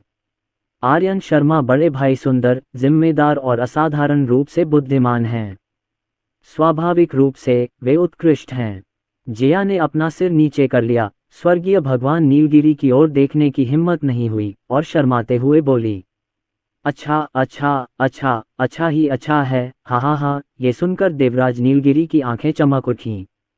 उन्होंने जिया की ओर देखा और मुस्कुराते हुए कहा, उफ जिया, मुझे लगता है कि तुम और तुम्हारे आर्यन शर्मा बड़े भाई एक बहुत अच्छे जोड़े हैं। मैं तुम्हारे और तुम्हारे आर्यन शर्मा बड़े भाई के विवाह के लिए एक उपयुक्त समय चुनना चाहता हूँ। तुम क्या सोचती हो? मैं इसका निर्णय शिक्षक पर छोड़ता हूँ। ये सुनकर जिया का दिल शहद सा मीठा, गर्म और खुशी से भर गया। उसने शर्माते हुए सहमति में सिर हिलाया। हा हा हा, अच्छा तो मामला सुलझ गया। स्वर्गीय भगवान नीलगिरी ने दिल खोलकर हंसते हुए कहा, मैं भी एक महाशिष्य रखना चाहता हूँ, हे। गुरुजी, अब मैं आपको अनदेखा कर रहा हूँ। जिया इतनी शर्मिंदा थी कि काश उसे कोई छेद मिल जाता जहाँ वह रेंगकर अंदर जा सकती। वह जल्दी से मुड़ी और इंद्रनील भुवन से बाहर भाग गई, मानो भाग रही हो, भाग रही हो। हा हा हा, उसके पीछे से इंद्रनील भुवन की ओर से जोरदार हंसी की एक और आवाज आई। जिया तेजी से अपने बादल पर सवार होकर सुवर्णा द्वीप से भाग निकली, मानो भाग रही हो, और सीधे थरी इमॉर्टल्स द्वीप की ओर चल पड़ी। रास्ते भर जिया का दिल किसी हिरण की तरह जोर जोर से धड़क रहा था, उसका सुंदर चेहरा लाल हो गया था। भगवान नीलगिरी द्वारा उन दोनों को विवाह का वरदान दिए जाने के बारे में सोचकर उसे खुशी भी हुई और शर्म भी, मिली जुली भावनाएं भी। जब जिया सुवर्णा द्वीप पर लौटी तो परी जिया और परी प्रिया उसका स्वागत करने आईं। ओह दीदी, आपका चेहरा इतना लाल क्यों है, क्या हुआ? प्रिया को ये देखकर आश्चर्य हुआ और उसने पूछा। हाँ दीदी, क्या हुआ? जिया ने पूछा। ओह, हमसे मत पूछो, जिया बहुत खुश हुई और भाग गई। ओह बहन, हमें बताओ, परी जिया और परी प्रिया लगातार पूछते हुए उसके पीछे भागीं। अंततः परी जिया और परी प्रिया के अथक प्रयास से सच्चाई सामने आ ही गई। प्रिया अविश्वास से बोली, क्या गुरुजी आपका और पांचवें बड़े भाई का विवाह करवाना चाहते हैं? यह बड़ी बहन, ये आप क्या सोच रही हैं? क्या आप सहमत हैं? जिया ने कहा। प्रिया ने आंखें घुमाई, फिर मुंह बनाया और बोली, क्या तुम्हें पूछने की जरूरत भी है? बड़ी बहन के प्रेम विह्वल भाव देखकर लगता है कि बड़ी बहन मान गई है। तुम शरारती लड़की हो। जिया बहुत शर्मा गई और जल्दी से प्रिया को पकड़ने के लिए आगे बढ़ी। बड़ी बहन शर्मीली है, बड़ी बहन शर्मीली है। परी जिया और परी प्रिया चकमा देकर भाग गईं। कुछ समय तक तीनों बहनें थरी इमॉर्टल्स द्वीप पर एक दूसरे के साथ खेलती रहीं और एक दूसरे का पीछा करती रहीं। कुछ देर खेलने के बाद जिया मुड़ी और साधना करने के लिए अपनी अमर गुफा में लौट गई। वह लगन से साधना करने के लिए दृढ़ थी, क्योंकि केवल उच्च साधना से ही वह भविष्य में अपने प्रिय आर्यन शर्मा वरिष्ठ भाई के लिए बोझ साझा कर सकती थी। इस बीच परी जिया और परी प्रिया घास पर लेटी हुई, नीले आकाश की ओर देखती हुई, चुपचाप विचारों में खोई हुई थीं। थोड़ी देर बाद प्रिया बोली, दूसरी बहन, अगर गुरुजी सचमुच बड़ी बहन और पांचवें बड़े भाई का विवाह कर दें, तो क्या हम बड़ी बहन से अलग हो जाएंगे? शायद, जिया ने अनिच्छा से कहा। मैं बड़ी बहन से अलग नहीं होना चाहता, प्रिया ने मुंह बनाया। नहीं मैं, जिया ने आह भरी। प्रिया की आंखें अचानक चमक उठीं। वह उठकर बैठ गई, उसकी आंखें चमक रही थीं। उसने जिया की तरफ देखा और बोली, दूसरी बहन, अगर हम दोनों भी आर्यन शर्मा बड़े भाई से शादी कर लें तो कैसा रहेगा? इस तरह तो हम तीनों बहनें कभी अलग नहीं होंगी। अच्छा विचार। जिया का सुंदर चेहरा थोड़ा लाल हो गया और उसने खुश होकर कहा। हंसी, मैं कितना जीनियस हूँ। युवा लोली प्रिया ने एक उपाय सोचा और खुशी से घास पर लौटने लगी। दूसरी तरफ पेंगलाय अमर द्वीप पर आर्यन शर्मा अभी भी इन सब से अनजान था। इस समय आर्यन शर्मा ने स्वर्गिक रहस्यों को छिपाने के लिए अराजकता मोती का उपयोग किया, फिर अपने महल में अकेले छिप गया और गुप्त रूप से सृष्टि की जेड डिस्क की जांच करने लगा। सृजन की यह जेड डिस्क एक खजाना था जिसे आर्यन शर्मा ने अराजकता के 3 अमर द्वीपों पर प्राप्त किया था और उसके पास इसकी जांच करने का कभी समय नहीं था। अब जब उसके पास कुछ खाली समय था तो उसने दाव पूर्वज के बारे में सोचा और फिर सृष्टि के जेड डिस्क के टुकड़े के बारे में सोचा, इसलिए उसने इसकी जांच करने के लिए इसे बाहर निकाला। ओह, ये तो अंतरिक्ष का महान दाव है। आर्यन शर्मा को ये जानकर बहुत खुशी हुई कि सृष्टि की जेड डिस्क के इस टुकड़े पर वास्तव में अंतरिक्ष के महानताओं का एक पूर्ण नियम मौजूद था। ये जानकर मुझे सचमुच आश्चर्य हुआ। 3000 महान दाव कानूनों में से 4 सर्वोच्च कानून हैं: शक्ति का कानून, समय का कानून, अंतरिक्ष का कानून और भाग्य का कानून। आर्यन शर्मा के हाथ में सृष्टि की जेड डिस्क के टुकड़े में वास्तव में अंतरिक्ष कानून की पूरी शक्ति निहित थी। ये सचमुच एक बहुत बड़ा सौभाग्य था। आर्यन शर्मा ने यह भी पता लगाया कि अंतरिक्ष कानून के अलावा उनके हाथ में सृजन की जेड डिस्क के टुकड़े में दर्जनों कानून की शक्तियां भी थीं, जैसे पृथ्वी का कानून, अग्नि का कानून इत्यादि। कुछ समय तक अंतरिक्ष कानून का अध्ययन करने के बाद आर्यन शर्मा को यह अविश्वसनीय रूप से कठिन लगा। उनकी वर्तमान साधना के स्तर और प्रतिभा को देखते हुए ये पूरी तरह से एक अपाठ्य पुस्तक पढ़ने जैसा था। ठीक है, अब मैं इसे नहीं देखूंगा। बेहतर है कि अच्छी नींद लूं और उठने के बाद सब कुछ निपटा लूं। इतना कहकर आर्यन शर्मा लेट गया और सो गया। ये नींद अगले 300 वर्षों तक चली। 300 वर्ष, न लंबे न छोटे। इस दिन आर्यन शर्मा धीरे धीरे उठे, तरोताजा महसूस कर रहे थे और आराम से स्ट्रेचिंग कर रहे थे। डिंग, होस्ट 300 वर्षों से गहरी नींद सो रहा है और उसे वन क्लिक एपिफेनी के 3 अवसर मिले हैं। तभी सिस्टम की आवाज गूंजी, हे भगवान, वन क्लिक एपिफेनी, इसका क्या मतलब है? ये सुनते ही आर्यन शर्मा का बूढ़ा चेहरा सुखद आश्चर्य से भर गया। खुद को शांत करते हुए आर्यन शर्मा ने संकोचपूर्वक कहा, सिस्टम, मुझे अंतरिक्ष कानून के लिए एक वन क्लिक एपिफेनी दे दो। इसके साथ ही आर्यन शर्मा ने सृजन की जेड डिस्क निकाली।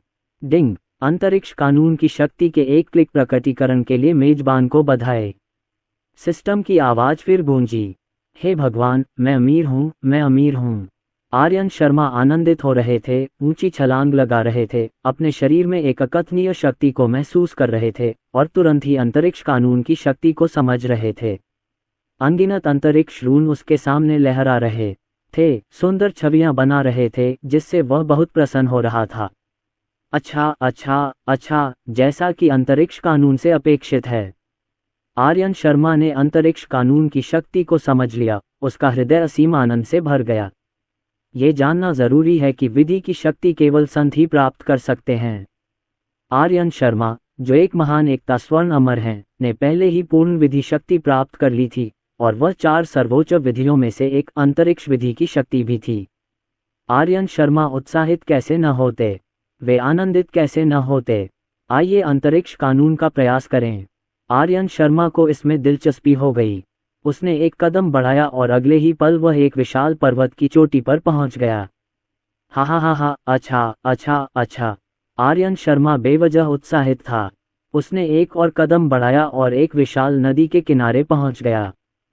फिर आर्यन शर्मा ने एक और कदम बढ़ाया, अंततः सीधे सूर्य तारे में प्रवेश किया। हे भगवान, मैं वास्तव में सन स्टार पर पहुंच गया।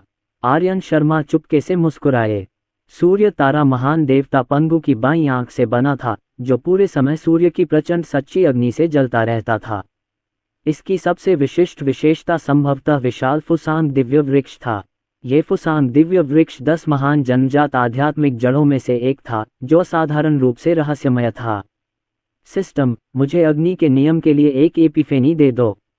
आर्यन शर्मा एक क्षण के लिए हिचकिचाया, फिर एक बार फिर स्वर्गिक रहस्यों को छिपाने के लिए अराजकता मोती का उपयोग किया, सृजन की जेड डिस्क का टुकड़ा निकाला और उसके भीतर अग्नि के नियम का अवलोकन किया। डिंग, अग्नि के नियम के वन क्लिक एपिफेनी के लिए मेजबान को बधाई। सिस्टम की आवाज फिर गूंजी। अगले ही पल आर्यन शर्मा आग की लपटों से घिर गया। शुरू में आर्यन शर्मा अभी भी सूर्य की सच्ची अग्नि को लेकर थोड़ा आशंकित था, जो सब कुछ जला देती थी। हालांकि आर्यन शर्मा एक peak grand unity golden immortal था, फिर भी उसे सूर्य की सच्ची अग्नि का सामना करते समय सावधान रहना पड़ता था। लेकिन अब जब आर्यन शर्मा को अग्नि के नियम का बोध हो गया था, तो उसे सूर्य की सच्ची अग्नि के साथ एक असामान्य निकटता का एहसास हुआ। आर्यन शर्मा ने अपना हाथ घुमाया और उसकी हथेली में एक नाचती हुई ज्वाला का गोला, जो कि सूर्य की सच्ची अग्नि थी, प्रकट हुआ। वह खुशी से चिल्लाए बिना नहीं रह सका, सूर्य की इस सच्ची अग्नि से मेरी युद्ध शक्ति में एक और बड़ा इजाफा हो गया है। हा हा हा हा। वहां कौन जाता है? सन स्टार पर अतिक्रमण करने की तुम्हारी हिम्मत कैसे हुई? तभी एक जोरदार चीख सुनाई दी। आर्यन शर्मा ने अपना सिर घुमाकर देखा तो एक याओ जनरल दिखाई दिया, जिसका शरीर भयंकर आग की लपटों से जल रहा था। ये याओ जनरल कोई और नहीं बल्कि सूर्य का संरक्षक था, जिसे रावण और पूर्वी सम्राट ताई ने सूर्य तारे की रक्षा के लिए भेजा था। सूर्य के ऐसे 3000 संरक्षक थे, जिनमें से सभी के पास व्यापक साधना थी और वे अग्नि आधारित साधना में विशेषज्ञ थे, जिसके कारण वे सूर्य तारे की रक्षा कर पाते थे। आर्यन शर्मा की भौहें गहरी हो गईं, उसका शरीर टिमटिमा गया और अंतरिक्ष की शक्ति फूट पड़ी। अगले ही क्षण आर्यन शर्मा उस सूर्य रक्षक के पीछे प्रकट हुए, अपना विशाल हाथ बढ़ाया और सूर्य रक्षक के सिर पर रख दिया। एक फुसफुसाहट के साथ सूर्य की प्रचंड सच्ची अग्नि फूट पड़ी, जिसने उस सूर्य रक्षक को सीधे भस्म कर दिया। आर्यन शर्मा ने याओ जाति के सदस्यों पर कभी दया नहीं दिखाए। भविष्य में याओ जाति मानव जाति का वध कर देगी। ये जानना जरूरी है कि वर्तमान में मानव जाति महारानी अदिति और नीलगिरी महर्षि की स्थायी प्रतिष्ठा से सुरक्षित थी। मानव जाति की अत्यंत प्रबल प्रजनन क्षमता के साथ उनकी संख्या अल्पावधि में ही आश्चर्यजनक रूप से बढ़कर लगभग करोड़ों हो गई थी। हालांकि बाद में इन असंख्य मानव जाति के सदस्यों में से लगभग 90% को याओ जाति द्वारा मार दिया गया, जिससे उनका लगभग विलुप्त होने का खतरा पैदा हो गया। दूसरे शब्दों में, याओ जाति के लगभग हर सदस्य के हाथ मानव जाति के खून से रंगे थे। आर्यन शर्मा को इन कसाईयों पर जरा भी दया नहीं आई। इसके अलावा सूर्य तारा रावण और पूर्वी सम्राट ताई का पैतृक जन्मस्थान था। अगर रावण और पूर्वी सम्राट ताई को पता चल जाता कि उसने सूर्य तारे पर अतिक्रमण किया है तो बहुत बड़ी मुसीबत खड़ी हो सकती थी। इसलिए आर्यन शर्मा ने पूरी कोशिश की और सूर्य के संरक्षक को मार डाला। सूर्य के रक्षक को मारने के बाद आर्यन शर्मा की नज़र विशाल फुसांग दिव्य वृक्ष की ओर गई। ये फुसांग दिव्य वृक्ष आखिरकार 10 महान जन्मजात आध्यात्मिक जड़ों में से एक था और यह एक असाधारण खजाना होना ही चाहिए। चूंकि आर्यन शर्मा ने इसे देखा था, इसलिए स्वाभाविक रूप से वह खाली हाथ नहीं लौटेगा। एक क्षण के लिए हिचकिचाते हुए आर्यन शर्मा ने अपना हाथ घुमाया, जिससे अनंत खड्ग असीम तलवार प्रकट हुआ और एक ही वार में वह फुसंग दिव्य वृक्ष की ओर टूट पड़ा। बूम! एक गगनभेदी गर्जना के साथ जिसने स्वर्ग और पृथ्वी को हिला दिया, सूर्य तारा दंग रह गया और फुसांग दिव्य वृक्ष धड़ाम से गिर पड़ा। आर्यन शर्मा मुस्कुराया और अराजकता मोती के साथ फुसांग दिव्य पेड़ एकत्र किया। सूर्य के अनगिनत रक्षकों को दौड़ते हुए आते देख आर्यन शर्मा मुस्कुराया, रूपांतरित हुआ और दक्षिणी ध्रुव के अमर बुजुर्ग का रूप धारण कर लिया। अरे, तुम्हारी हिम्मत कैसे हुई सन स्टार पर मुसीबत खड़ी करने की? सूर्य के एक रक्षक ने आर्यन शर्मा की ओर इशारा किया और चिल्लाया। हम्फ! आर्यन शर्मा ने उपहास किया, एक कदम बढ़ाया और सूर्य के उस रक्षक को एक मुक्का मारकर उड़ा दिया। सूर्य के शेष रक्षक क्रोधित हो गए और आर्यन शर्मा की ओर दौड़े। आर्यन शर्मा ने अंतरिक्ष कानून की शक्ति का उपयोग किया, एक कदम उठाया और अगले ही पल वह सूर्य तारे से भाग गया, फिर उत्साह से हंसते हुए अपने असली रूप में वापस आ गया। सूर्य तारा रावण और पूर्वी सम्राट ताई की पैतृक भूमि थी।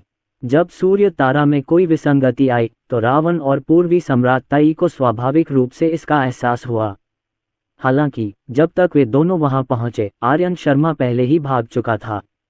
बंज सूर्य तारे और मृत सूर्य रक्षकों को देखकर रावण और पूर्वी सम्राट ताई के बूढ़े चेहरे अत्यंत उदास हो गए। क्या हुआ? किसने सूर्य तारे पर अतिक्रमण किया और फुसांग दिव्य वृक्ष चुरा लिया?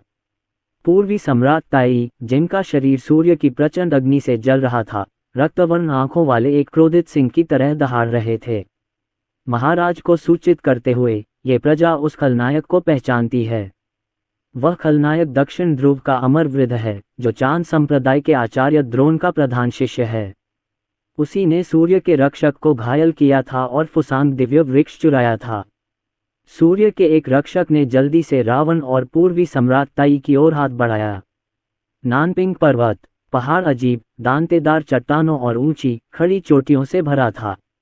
कुल मिलाकर ये दीर्घायु के एक विशाल आड़ू जैसा था, जो शुभ प्रकाश से चमक रहा था और शुभ क्यूई से भाप बन रहा था। ये चांद संप्रदाय के प्रथम शिष्य दक्षिण ध्रुव अमर बुजुर्ग का ताओवादी अभयारण्य था। दक्षिणी ध्रुव के अमर वृद्ध उस समय एक बड़े नीले पत्थर पर साधना कर रहे थे, जबकि उनके शिष्य और सवारी अमर हिरण उनके बगल में सो रहे थे। दक्षिण ध्रुव अमर बुजुर्ग, इस सम्राट के लिए यहाँ से बाहर आओ। तभी एक जोरदार गर्जना गूंजी। ये ध्वनि नानपिंग पर्वत पर गूंज उठी और विस्फोट हो गया, जिससे पक्षी और जानवर चौंककर तितर बितर हो गए। अमर हिरण चौंक कर जाग गया, उसने अपनी गर्दन को फैलाया और अपनी आंखें चौड़ी करके शून्य क्षेत्र की ओर देखा। दक्षिण ध्रुव अमर बुजुर्ग उस भयंकर गर्जना से और भी अधिक भयभीत हो गए। उनका शरीर अस्थिरता से डगमगा रहा था। वे लगभग सिर के बल बड़े नीले पत्थर से नीचे गिर रहे थे, लगभग मुंह के बल गिर रहे थे। अगले ही क्षण शून्य क्षेत्र में लहरें उठी और पूर्वी सम्राट ताई उसमें से बाहर निकल आए। पूर्वी सम्राट ताई के साथ दानव जाति का स्वर्गीय सम्राट रावण भी था। ये दोनों याओ जाति के सर्वोच्च प्राणी दक्षिण ध्रुव के अमर बुजुर्ग को क्रोध भरे भावों से घूर रहे थे, मानो वे उसे जीवित ही फोड़ देना चाहते हों। दक्षिण ध्रुव अमर बुजुर्ग दंग रह गए। उन्होंने याओ जाति के दो सर्वोच्च प्राणियों को एक विस्मयकारी भाव से देखा और अपने हाथों को कप के आकार में बनाते हुए कहा, महाराज, आप मेरे नानपिंग पर्वत पर क्यों आए हैं? हम दक्षिण ध्रुव के अमर बुजुर्ग, तुम बदमाश, इस ताओवादी के साथ अब भी मासूमियत का नाटक कर रहे हो। क्या तुम मौत को दावत दे रहे हो? पूर्वी सम्राट ताई के हाथ में अराजकता की घंटी घूमती थी, जिससे एक राजसी दिव्य शक्ति निकलती थी जो किसी के भी दिल की धड़कन बढ़ा देती थी।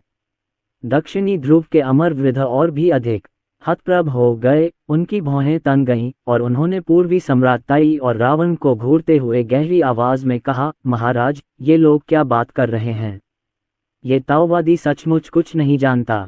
यद्यपि रावण और ताई याओ जाति के सर्वोच्च प्राणी थे, फिर भी दक्षिण ध्रुव अमर बुजुर्ग उनसे डरते नहीं थे। आखिर वह एक संत का शिष्य था और रावण और ताई उसके साथ कुछ भी करने की हिम्मत तो नहीं ही करते। और सच तो यह है कि उसने सचमुच कुछ भी नहीं किया था। तुम मौत को दावत दे रहे हो। पूर्वी सम्राट ताई ने क्रोध में दहाड़ते हुए अराजकता घंटी को उठाया, जिसका उद्देश्य अराजकता घंटी के एक ही प्रहार से दक्षिणी ध्रुव के अमर बुजुर्ग को कुचल देना था। उसके बगल में रावण ने आवेगशील पूर्वी सम्राट ताई को जल्दी से रोका, जो दक्षिणी ध्रुव के अमर वृद्ध को घूर रहे थे, और गहरी आवाज में बोले, अंटार्कटिक, ये सम्राट जानता है कि आप विश्वकर्मा के मामले से नाराज हैं, लेकिन आपने हमारे सूर्य तारा पैतृक भूमि में अतिक्रमण किया, सूर्य के संरक्षक को घायल करके मार डाला और फुसांग दिव्य वृक्ष को काट डाला। क्या ये कुछ ज्यादा ही नहीं हो गया? क्या? दक्षिण ध्रुव अमर वृद्ध ये सुनकर चौंक गए और जल्दी से हाथ हिलाते हुए बोले, महाराज, जरूर कोई गलतफहमी हुई होगी। ये ताओवादी कभी सूर्य तारे पर नहीं गया। नहीं, मैंने कभी सूर्य के संरक्षक को घायल किया या मारा है, या फुसांग दिव्य वृक्ष को लूटा है। इस सब में जरूर कोई गलतफहमी हुई होगी। ये सम्राट देखता है कि तुम बदमाश इसे स्वीकार नहीं करोगे। पूर्वी सम्राट ताई क्रोधित हो गए। ओह वरिष्ठ भाई अंटार्कटिक, आप में वास्तव में सूर्य तारे में अतिक्रमण करने का इतना बड़ा साहस है? टीएस। तभी आर्यन शर्मा एक बड़े पेड़ के पीछे से निकला और आश्चर्य से अपनी जीभ चटकाने लगा। यह आदमी मुसीबत खड़ी कर रहा है। ये सुनते ही दक्षिणी ध्रुव के अमर बुजुर्ग भड़क उठे। उनकी आंखें लाल हो गईं। उन्होंने आर्यन शर्मा को घूरा और दांत पीसते हुए कहा, आर्यन शर्मा, तुम बकवास कर रहे हो। बकवास? ये ताओवादी कभी सूर्य तारे पर नहीं गया। तुम मेरे नानपिंग पर्वत पर कैसे हो? आर्यन शर्मा मुस्कुराए और बोले, ये ताओवादी वहां से गुजर रहे थे और अचानक उन्होंने ये बात सुन ली। तसक, सीनियर भाई अंटार्कटिक, आपकी हिम्मत वाकई कमाल की है। धिक्कार है। इस आदमी को साफ लगता है कि आग पर्याप्त रूप से नहीं जल रही है। दक्षिण ध्रुव के अमर बुजुर्ग के माथे पर क्रोध से नसें फड़कने लगी और उन्होंने दांत पीसते हुए आर्यन शर्मा को घूरा। आर्यन शर्मा, अगर तुम बकवास करते रहे तो खबरदार कि यह ताओवादी तुम्हारे साथ विनम्र नहीं रहेगा। महाराज, देखिए, ये बदमाश अंटार्कटिक उत्तेजित हो रहा है, उसे अपराध बोध हो रहा है। आर्यन शर्मा ने रावण और ताई की ओर देखा, अपनी गर्दन ऊपर उठाई और जोर से चिल्लाया, आर्यन शर्मा, तुम कमीने, ये ताओवादी तुमसे मरते दम तक लड़ेंगे। दक्षिणी ध्रुव के अमर बुजुर्ग ने क्रोध में दहाड़ते हुए अपना ड्रैगन कॉइलिंग स्टाफ उठाया और आर्यन शर्मा को कुचलने ही वाले थे। दक्षिण ध्रुव अमर बुजुर्ग, पहले फुसांग दिव्य वृक्ष को बाहर लाओ। रावण ने ठंडी सांस लेते हुए गहरी आवाज में कहा। दक्षिण ध्रुव के अमर वृद्ध का ड्रैगन कुंडलित दंड, जो हवा में उठा हुआ था, जम गया। उसने आश्चर्य और क्रोध के मिले जुले भाव से आर्यन शर्मा की ओर देखा, फिर रावण और ताई की ओर मुड़कर चिंतित स्वर में कहा, महाराज, ये ताओवादी सचमुच कभी सूर्य तारे पर नहीं गया। नहीं, मैंने कभी फुसांग दिव्य वृक्ष काटा है। आप इस ताओवादी से यह कैसे उम्मीद करते हैं कि वह इसे ला सके? बड़े भाई, इस बदमाश पर अपनी बातें बर्बाद मत करो।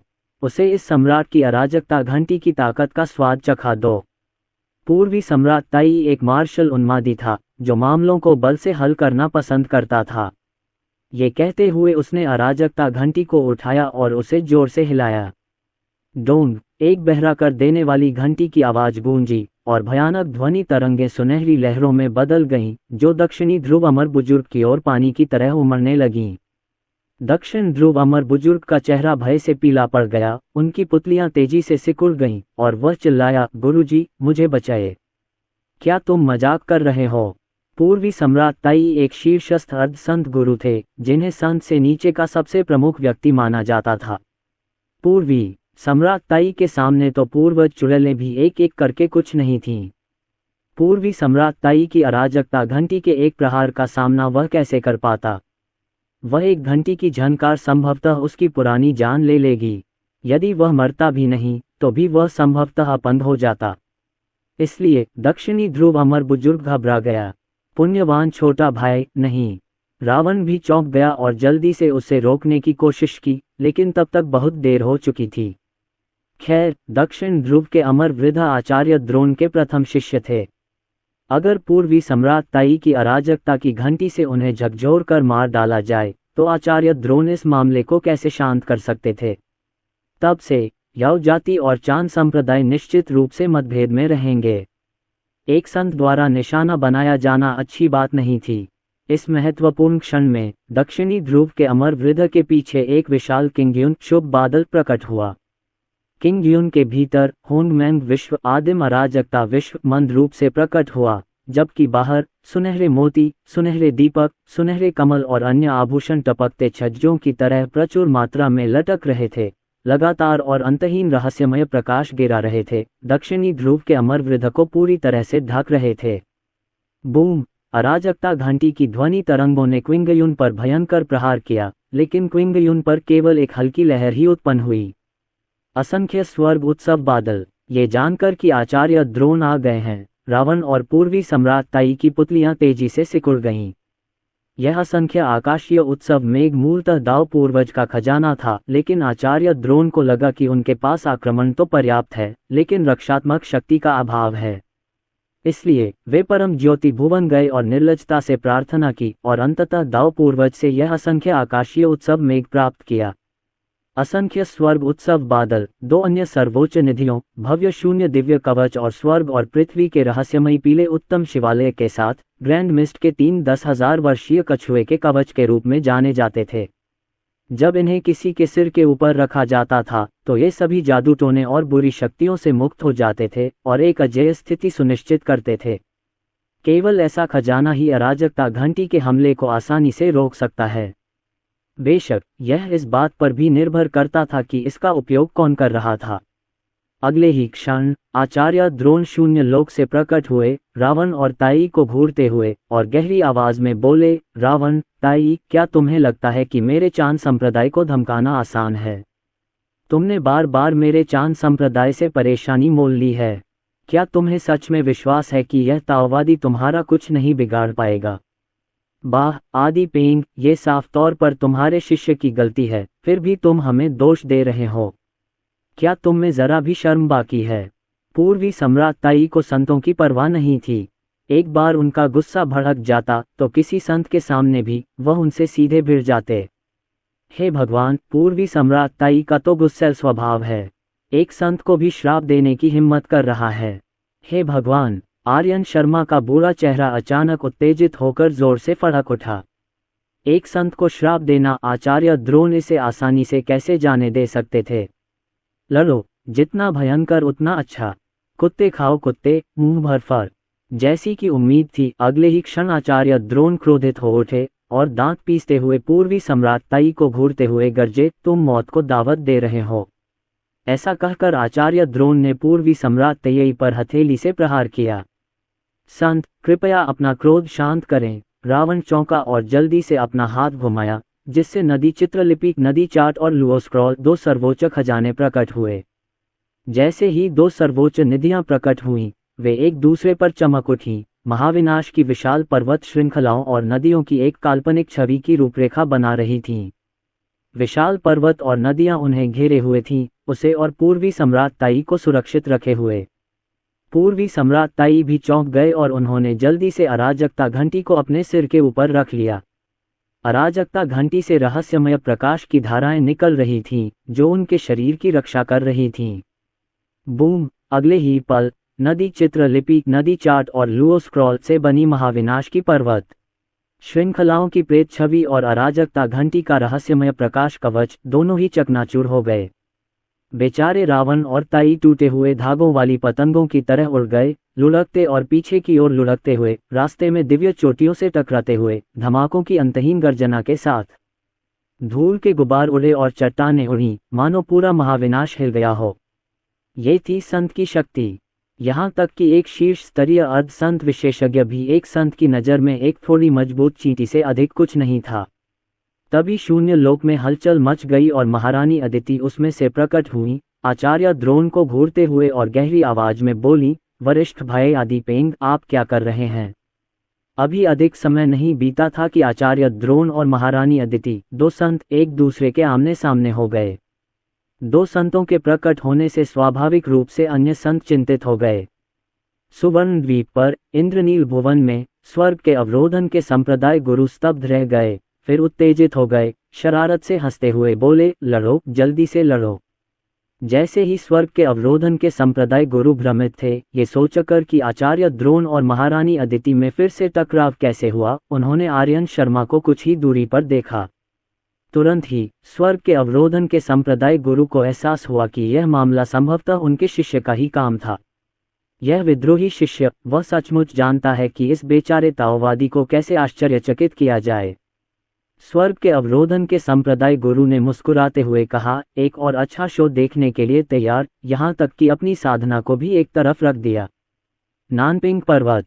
आचार्य द्रोण ने गहरी भौहें चढ़ाईं, महारानी अदिति की ओर देखा और गहरी आवाज में कहा, कनिष्ठ बहन नुवा, रावण और ताई इस बेचारे ताओवादी शिष्य को मारने के इरादे से उपद्रव मचाने आए थे और इस बेचारे ताओवादी से अपमानजनक बातें भी कीं। इस बेचारे ताओवादी को दोष नहीं दिया जा सकता। महारानी अदिति ने गहरी भौहें चढ़ाईं और रावण तथा ताई की ओर देखा, जो वापस उड़ आए थे, और पूछा, क्या हुआ? रावण और ताई खून से लथपथ थे, उनके शाही वस्त्र फटे हुए थे और उनकी क्यूई कमजोर थी। जाहिर है, दोनों को बहुत गंभीर चोटें आई थीं। पूर्वी सम्राट ताई ने आचार्य द्रोण की ओर भय से देखा, फिर महारानी अदिति की ओर हाथ बढ़ाकर सूर्य तारे पर घटी घटनाओं का वर्णन किया, जिससे आग में घी डालने का काम हुआ। महारानी अदिति ने पीछे मुड़कर आचार्य द्रोण को घूरते हुए गहरी आवाज में कहा, वरिष्ठ भाई आदिपेंग, आप क्या कहते हैं? आचार्य द्रोण ने गहरी भौहें सिकुड़ी, अपनी आंखें बंद की और गणना करने लगे। हालांकि आर्यन शर्मा ने पहले ही अराजकता मोती के साथ सब कुछ ढाल लिया था, इसलिए आचार्य द्रोण ने लंबे समय तक गणना की, लेकिन कुछ भी पता नहीं लगा सके। इंद्रनील भुवन में स्वर्ग के भेदन के संप्रदाय गुरु घबरा गए, किंतु आचार्य द्रोण की व्याकुल अभिव्यक्ति देखकर उन्होंने राहत की सांस ली और बुदबुदाए, इस विद्रोही शिष्य ने घटनाओं को कैसे छिपाया? लेकिन यदि स्वर्ग के अवरोधन के संप्रदाय गुरु ने भी अपना दिमाग खपाया होता, तो भी वह अराजकता मोती के बारे में नहीं सोच पाता। आखिरकार अराजकता मोती एक अराजकता सर्वोच्च खजाना है। सृष्टि के महाविनाश के बाद अराजकता स्तर के खजानों के प्रति महान दाव की आशंका के कारण उन्हें या तो नष्ट कर दिया गया या महान दाव द्वारा छिपा दिया गया। संपूर्ण महाविनाश में वर्तमान में ज्ञात सर्वोच्च स्तर के खजाने केवल जन्मजात सर्वोच्च खजाने हैं। उधर आचार्य द्रोण कुछ समझ नहीं पाए।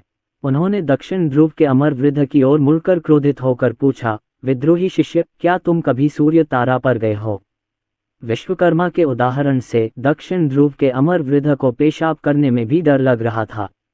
वह जल्दी से जमीन पर घुटनों के बल बैठ गए और जोर से चिल्लाए, गुरुजी, शिष्य इन दिनों नानपिंग पर्वत से बाहर नहीं गया है, न ही वह सूर्य तारा पर गया है। जहां तक फुसांग दिव्य वृक्ष को काटने की बात है, तो वह तो और भी असंभव है। कृपया गुरुजी ध्यान से देखें। आचार्य द्रोण की दृष्टि दक्षिण ध्रुव अमर वृद्ध पर पड़ी और फुसांग दिव्य वृक्ष की आभा का कोई निशान न पाकर उन्होंने गहरी भौहें चढ़ाईं। फिर वे महारानी अदिति की ओर मुड़े और बोले, कनिष्ठ बहन नुवा, इस मामले में कुछ गड़बड़ हो सकती है। वास्तव में दक्षिण ध्रुव अमर वृद्ध पर फुसांग दिव्य वृक्ष की कोई आभा नहीं है।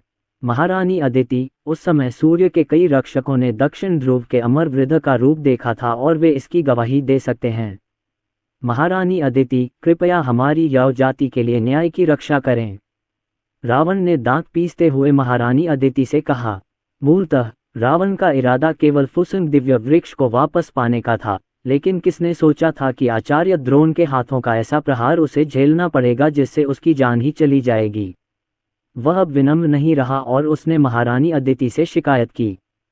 संत भाग्य पर निर्भर होकर पैदा होते हैं, उनका भाग्य जितना मजबूत होगा उनकी जादुई शक्ति भी उतनी ही मजबूत होगी। और महारानी अदिति जिस पर निर्भर थी वह थी याओ जाति। यही कारण था कि महारानी अदिति को याओ जाति के मामलों में हस्तक्षेप करना पड़ा। महारानी अदिति ने आचार्य द्रोण को घूरते हुए गहरी आवाज में कहा, वरिष्ठ भ्राता आदि पेंग, आप कहते हैं कि ऐसा नहीं है, तो इसका मतलब है कि ऐसा नहीं है। कौन जाने कि वास्तव में क्या हुआ था। यद्यपि महारानी अदिति ने स्पष्ट रूप से यह नहीं कहा, परंतु उनका आशय स्पष्ट था। महारानी अदिति को संदेह था कि आचार्य द्रोण ने दक्षिण ध्रुव अमर वृद्ध को उकसाया है, क्योंकि केवल एक संत ही स्वर्गीय रहस्यों और फुसांग दिव्य वृक्ष की आभा को छुपा सकता है। आचार्य द्रोण ने एक भौं उठाए, महारानी अदिति की ओर देखा और व्यंग्यात्मक लहजे में कहा, कनिष्ठ बहन नोवा, आपको ये संदेह नहीं होगा कि इस बेचारे ताओवादी ने दक्षिण ध्रुव के अमर बुजुर्ग को ऐसा करने का आदेश दिया था, है न? हम्फ। महारानी अदिति ने ठंडी सांस ली, उनकी सुंदर आंखें आचार्य द्रोण पर टिकी थीं। एक क्षण के लिए हवा तनाव से भर गई, मानो वह ठोस होती जा रही हो। दोनों संत किसी भी क्षण टकराव के लिए तैयार दिख रहे थे। इंद्रनील भुवन में स्वर्ग के अवरोधन के संप्रदाय गुरु ने उत्साह से ऊंची छलांग लगाई, अपने बादल बिस्तर पर खड़े होकर अपनी मुट्ठियों को भींचते हुए उन्हें बाएं और दाएं टकराते हुए चिल्लाया, लड़ो, जल्दी से लड़ो। यदि मेघना यहाँ होती तो वह संभवतः कहती कि स्वर्ग के अवरोधन का संप्रदाय गुरु फिर से षड्यंत्र रच रहा है। आर्यन शर्मा भी ये देखकर बहुत उत्साहित थे। अचानक आचार्य द्रोण की दृष्टि आर्यन शर्मा की ओर गई। आचार्य द्रोण को सहज ही यह महसूस हुआ कि मामला उतना सरल नहीं है जितना दिख रहा है। उसे पता नहीं था कि यह कब शुरू हुआ, लेकिन चांद स्कूल में उथल पुथल और बेचैनी फैल गई थी। पहले राकेश जी, फिर अमर मास्टर अमर, फिर विश्वकर्मा, और अब तो हमेशा स्थिर और विश्वसनीय दक्षिण ध्रुव अमर बुजुर्ग भी मुसीबत में फंस गया था। यह मामला स्पष्टता सरल नहीं था, कोई न कोई चंद स्कूल के विरुद्ध षड्यंत्र रच रहा होगा। और आर्यन शर्मा उस समय वहां मौजूद थे। आर्यन शर्मा की योजना बनाने की क्षमता अद्भुत थी, जो मानव जाति की पैतृक भूमि में उनके द्वारा संचित किए गए विशाल कर्म से देखी जा सकती थी। इसलिए आचार्य द्रोण को सहज ही संदेह हो गया कि इस शरारत के पीछे आर्यन शर्मा का हाथ है। आर्यन शर्मा, तुम नानपिंग पर्वत पर क्यों हो? आचार्य द्रोण ने आर्यन शर्मा को पैनी निगाहों से देखा, मानो उसकी असलियत जानने की कोशिश कर रहे हो, और अचानक पूछा, अरे बाप रे, ये साला मुझे घूर रहा है। जिज्ञासा सचमुच बिल्ली को मार देती है। अगर मुझे पता होता तो मैं अंधेरे में छिपकर तमाशा देखता। आर्यन शर्मा डर के मारे उछल पड़ा, लेकिन उसका चेहरा भावहीन रहा। उसने आचार्य द्रोण की ओर देखते हुए दोनों हाथों को एक साथ बांधते हुए कहा, द्वितीय मार्शल अंकल, शिष्य यहाँ से गुजर रहा था और उसने याओ जाति के महाराजाओं को आते देखा। शिष्य उत्सुक था, इसलिए देखने आया था। यहाँ से गुजर रहे हो? तुम्हारा गुजरना तो बस इत्तेफाक है। न पहले गुजर रहे हो, न बाद में गुजर रहे हो, बल्कि ठीक इसी वक्त। आचार्य द्रोण ने आर्यन शर्मा को गौर से देखा, उनकी अभिव्यक्ति अत्यंत उदास थी, और उन्होंने क्रोधित होकर पूछा, बोलो, क्या ये तुम ही थे जिन्होंने दक्षिणी ध्रुव के अमर बुजुर्ग को नुकसान पहुंचाया था? अरे यार, सेकंड मार्शल अंकल, तुम खा तो सकते हो, पर बकवास नहीं कर सकते। अगर तुम्हारे चांद संप्रदाय को कुछ हो गया तो उसका दोष शिष्य पर मत मरना। आर्यन शर्मा, एक बिल्ली की तरह जिसकी पूंछ पर पैर रखा गया हो, डर के मारे ऊंची छलांग लगाए और आचार्य द्रोण को अविश्वास भरे भाव से देखते हुए चिल्लाया, आचार्य द्रोण ने बोलने से पहले ही जोर से घुरघुराहट की।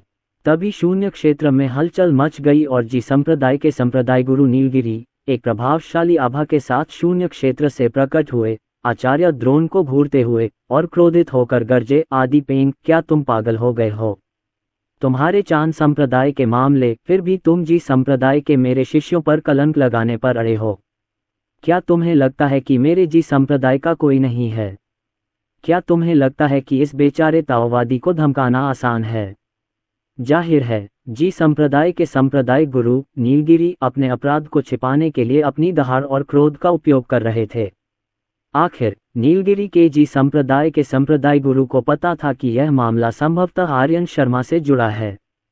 इसलिए नीलगिरी केजी संप्रदाय के संप्रदाय गुरु आचार्य द्रोण को आर्यन शर्मा से पूछताछ जारी रखने से रोकने के लिए जल्दी से वहां पहुंचे।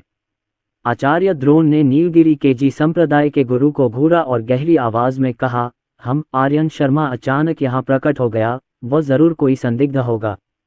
क्या नीलगिरी, क्या तुम्हें अपराध बोध हो रहा है? इस बेचारे ताओवादी को आर्यन शर्मा की तलाश करने दो, सच्चाई अपने आप सामने आ जाएगी। ये कहते हुए आचार्य द्रोण ने अपने बगल में बैठी महारानी अदिति की ओर देखा। महारानी अदिति की नाजुक भौहें थोड़ी सिकुड़ गईं और वह विचारों में खो गईं। उनके अलावा रावण और ताई थोड़ा उलझन में थे। यह मामला काफी जटिल लग रहा था, यहाँ तक कि इसमें संत नीलगिरी भी शामिल थे। ये सुनते ही जी संप्रदाय के संप्रदाय गुरु नीलगिरी तुरंत भड़क उठे। उनकी आंखें लाल हो गईं और उन्होंने आचार्य द्रोण को घूरते हुए कहा, बकवास बकवास, तुम कुत्ते की बकवास कर रहे हो आदि पेंग। क्या तुम भी इस बेचारे ताओवादी की तलाशी लेना चाहते हो? इस समय जी संप्रदाय के संप्रदाय गुरु नीलगिरी को अब अपनी छवि की परवाह नहीं थी। आखिरकार अगर सच्चाई उजागर हो गई तो महारानी अदिति भी नाराज हो जाएंगी। 4 ऋषियों से निपटना पहले से ही काफी कठिन था। यदि महारानी अदिति को भी इसमें जोड़ दिया जाए तो बेहतर होगा कि हार मान ली जाए और मरने का इंतजार किया जाए। नीलगिरी केजी संप्रदाय के संप्रदाय गुरु जितना क्रोधित होते गए, आचार्य द्रोण को उतना ही अधिक महसूस होता गया कि कुछ गड़बड़ है। उन्होंने नीलगिरी केजी संप्रदाय के संप्रदाय गुरु को ठंडी नजरों से देखा और गहरी आवाज में कहा, यह असंभव नहीं है। ये सुनकर जी संप्रदाय के संप्रदाय गुरु नीलगिरी तुरंत भड़क उठे और दहाड़ते हुए बोले, अच्छा अच्छा अच्छा, ये बेचारा ताओवादी यही है, आओ और खोजो। क्लैंग, एक तीखी ध्वनि के साथ अमल खड्ग म्यान से बाहर निकला, एक ठंडी पन्ने जैसी चमक बिखेरता हुआ। उसकी तलवार की इतनी तेज थी मानो आचार्य द्रोण के पास आने पर वह एक ही वार में वार कर देगी। आचार्य द्रोण की पुतलियां तेजी से सिकुड़ गईं। उन्होंने जी संप्रदाय के पंथ गुरु नीलगिरी की ओर ठंडे भाव से देखा, क्रोध से कांप रहे थे। वे अचानक महारानी अदिति की ओर मुड़े और बोले, कनिष्ठ बहन नुवा, देखो नीलगिरी स्पष्ट रूप से दोषी महसूस कर रहा है। अगर हम आर्यन शर्मा की तलाशी ले लें या उसे स्वर्गीय दाव की शपथ दिला दें तो सब कुछ स्पष्ट हो जाएगा। आप क्या कहती हैं? धिक्कार है, तुम उसे हरा नहीं सकते, इसलिए गेंद मेरी तरफ फेंक रहे हो। महारानी अदिति के माथे पर 3 काली रेखाएं उभर आईं। वह चुपचाप आचार्य द्रोण की ओर देखती रहीं, कुछ भी नहीं बोलीं। मैं तुम्हें ऐसे ही देखूंगा, बस तुम्हें देखूंगा। आचार्य द्रोण थोड़े असहज लग रहे थे। उन्होंने नीलगिरी जी संप्रदाय के संप्रदाय गुरु की ओर मुड़कर गहरी आवाज में कहा, कनिष्ठ बहन नुवा की चुप्पी का मतलब सहमति है। नीलगिरी, क्या तुम अपने शिष्य को स्वर्गीय दाव की शपथ लेने की हिम्मत दे सकते हो? उफ, लानत है, ये आदि पेंग तो बिल्कुल बेशर्म है। मैंने कब हामी भरी? महारानी अदिति क्रोध से कांप उठी, उनका शरीर लड़खड़ा गया और वो आचार्य द्रोण को घूरते हुए जमीन पर गिर पड़ी। आचार्य द्रोण ने ऐसा दिखावा किया जैसे कि उन्होंने उसे देखा ही नहीं। जी संप्रदाय के संप्रदाय गुरु नीलगिरी क्रोध से कांप उठे, उनके तीनों शरीर उछल पड़े। उन्होंने आचार्य द्रोण को घूरा, दांत पीसते हुए कहा, बकवास, आप अपने शिष्य को स्वर्गीय दाव की शपथ क्यों नहीं दिलाते? महान विनाश में स्वर्गीय दाव सामान्य रूप से काम कर रहा था। स्वर्गीय दाव की शपथ लेकर अगर कोई उसे तोड़ता तो उसे स्वर्गीय दाव की सजा भुगतनी पड़ती। हल्के असीम कर्मों का फल मिलता और गंभीर रूप से बिजली का झटका तुरंत लग जाता। यह कोई मजाक नहीं था। बेशक स्वर्गीय दाव के प्रति शपथ लेना, चाहे वह सही हो या गलत, किसी को स्वर्गीय दाव की काली सूची में डाल देगा। लंबे समय तक व्यक्ति को दुर्भाग्य का सामना करना पड़ेगा तथा यहाँ तक कि उसे भयंकर आपदा का भी सामना करना पड़ सकता है। यही कारण था कि लोग स्वर्गीय दाव को शपथ नहीं देते थे। आखिरकार कोई भी स्वर्गीय दाव की काली सूची में नहीं आना चाहता था। आचार्य द्रोण ने गहरी भौहें चढ़ाईं। वह स्वाभाविक रूप से नहीं चाहते थे कि दक्षिणी ध्रुव के अमर बुजुर्ग को स्वर्गीय दाव की काली सूची में शामिल किया जाए। तभी आर्यन शर्मा ने अपने हाथ कमर पर रखे और चिल्लाया, हाँ द्वितीय मार्शल अंकल, आपको समझदार होना ही होगा। अगर वरिष्ठ भाई अंटार्कटिक स्वर्गीय दाव की शपथ लेने की हिम्मत करते हैं तो शिष्य भी अपनी बेगुनाही साबित करने के लिए स्वर्गीय दाव की शपथ लेगा। नीलगिरी के जी संप्रदाय के संप्रदाय गुरु ने आर्यन शर्मा की ओर देखा। उनका बूढ़ा चेहरा हिंसक रूप से हिल रहा था और उनका दिल तेजी से धड़क रहा था। इस समय जी संप्रदाय के संप्रदाय गुरु नीलगिरी मन ही मन आर्यन शर्मा को कोस रहे थे। अरे विद्रोही शिष्य, तू तो मौत को दावत दे रहा है। अगर दक्षिण ध्रुव का वह अमर बुजुर्ग सचमुच शपथ ले ले तो क्या होगा? वह केवल कुछ समय के लिए स्वर्गीय दाव की काली सूची में रहेगा और फिर वह ठीक हो जाएगा, लेकिन आपका क्या होगा? यह मामला स्पष्ट रूप से आपके द्वारा किया गया था। क्या आप स्वर्गीय दाव से स्वर्गीय बिजली के एक बोल्ट से मारे जाने की कोशिश कर रहे हैं? महारानी अदिति ने आचार्य द्रोण को देखने के लिए मुड़कर देखा। उनकी निगाहें भेदने वाली थीं। उनका मतलब बहुत स्पष्ट था। वह चाहती थीं कि दक्षिणी ध्रुव के अमर बुजुर्ग अपनी बेगुनाही साबित करने के लिए स्वर्गीय दाव के सामने शपथ लें। आचार्य द्रोण का बूढ़ा चेहरा जोर से फड़क उठा और वे हिचकिचाने लगे। आखिरकार आर्यन शर्मा पहले ही बोल चुका था और अब गेंद उसके चांद संप्रदाय के पास वापस आ गई थी। अगर उसका चांद संप्रदाय इस प्रलोभन में नहीं फंसा तो क्या यह आत्मदोष सिद्धि एक अप्रत्यक्ष स्वीकारोक्ति नहीं होगी? एक क्षण की हिचकिचाहट के बाद आचार्य द्रोण ने अपनी आंखें बंद कर लीं, एक गहरी सांस ली और कहा, अंटार्कटिक स्वर्गीय दाव की शपथ लो। अध्यापक, दक्षिणी ध्रुव के अमर बुजुर्ग घबरा गए। आचार्य द्रोण चुप रहे। जी संप्रदाय के संप्रदाय गुरु नीलगिरी और महारानी अदिति सभी ने एक साथ उसकी ओर देखा। दक्षिण ध्रुव के अमर वृद्ध को अचानक भारी दबाव महसूस हुआ और उन्होंने असहाय होकर आह भरी, आकाश की ओर हाथ उठाकर आंसू बहाते हुए कहा, ये बेचारा ताओवादी दक्षिण ध्रुव का अमर वृद्ध चांद संप्रदाय का प्रमुख शिष्य स्वर्गीय ताओ की शपथ लेता है कि यह बेचारा ताओवादी कभी सूर्य तारे पर नहीं गया, न ही इसने सूर्य के संरक्षक को मारा है, न ही फुसांग दिव्य वृक्ष को काटा है। स्वर्गीय ताओ इसकी गवाही दें। संतों ने आकाश की ओर देखा। आकाश साफ और बादल रहित था और स्वर्गीय दाव ने कोई प्रतिक्रिया नहीं दिखाई, जिसका अर्थ था कि दक्षिणी ध्रुव के अमर बुजुर्ग ने झूठ नहीं बोला था। यद्यपि दक्षिणी ध्रुव अमर बुजुर्ग ने झूठ नहीं बोला था, लेकिन ये स्पष्ट था कि उस पर पहले से ही एक हल्का स्वर्गीय दाव कर्म था, जो दर्शाता है कि दक्षिणी ध्रुव अमर बुजुर्ग पहले से ही स्वर्गीय दाव की काली सूची में था। आखिरकार स्वर्गीय दाव का उपयोग मुफ्त में नहीं किया जाना था। इसका उपयोग करने से कर्म कम हो जाएगा। अन्यथा अरबों जीवित प्राणियों के साथ इतने विशाल महान उजाड़ में यदि हर कोई बिना किसी कारण के स्वर्गीय दाव को शपथ दिलाता है तो स्वर्गीय दाव शायद अभिभूत हो जाएगा और ढह जाएगा। दक्षिणी ध्रुव के अमर बुजुर्ग ने स्वाभाविक रूप से स्वयं को कर्म में उलझा हुआ महसूस किया और वह क्रोध से कांप उठे। आर्यन शर्मा को घूरते हुए, अपने दांत पीसते हुए कहा, आर्यन शर्मा, अब तुम्हारी बारी है। दक्षिणी ध्रुव के अमर बुजुर्ग का आशय बहुत स्पष्ट था। उन्हें स्वर्गीय दाव द्वारा काली सूची में डाल दिया गया था और वे आर्यन शर्मा को भी अपने साथ नीचे खींचना चाहते थे। यदि यह मामला वास्तव में आर्यन शर्मा द्वारा नहीं किया गया था तो कम से कम ये कर्म को आर्यन शर्मा को उलझाने का कारण बनेगा, जिससे पिछली बार का हिसाब बराबर हो जाएगा। यदि यह मामला वास्तव में आर्यन शर्मा द्वारा किया गया था और आर्यन शर्मा ने स्वर्गीय दाव शपथ लेने की हिम्मत नहीं की, तो कम से कम पर्दे के पीछे का असली अपराधी पकड़ा जाएगा, जिससे उसका नाम साफ हो जाएगा। ये सुनकर स्वर्ग के संप्रदाय गुरु तुरंत चिंतित हो गए और गुस्से में बोले, शिष्य, चलो, हम इंद्रनील भुवन लौट रहे हैं, हम अब उनके साथ नहीं खेलेंगे। ये कहकर स्वर्ग के संप्रदाय गुरु ने आर्यन शर्मा को अपने आगोश में ले लिया और जाने के लिए तैयार हो गए। क्या तुम मजाक कर रहे हो? स्वर्ग के संप्रदाय गुरु का मानना था कि यह मामला संभवतः आर्यन शर्मा से संबंधित था, इसलिए वह आर्यन शर्मा को स्वर्गीय दाव की शपथ कैसे लेने दे सकते थे? क्या आर्यन शर्मा कुछ ही मिनटों में आकाशीय बिजली की चपेट में आकर मर नहीं जाएगा? अगर यह मामला आर्यन शर्मा ने नहीं भी किया होता तो भी स्वर्गीय दाव की शपथ लेने पर स्वर्गीय दाव की ओर से प्रतिक्रिया होती, जिससे कर्म उलझाव पैदा होता।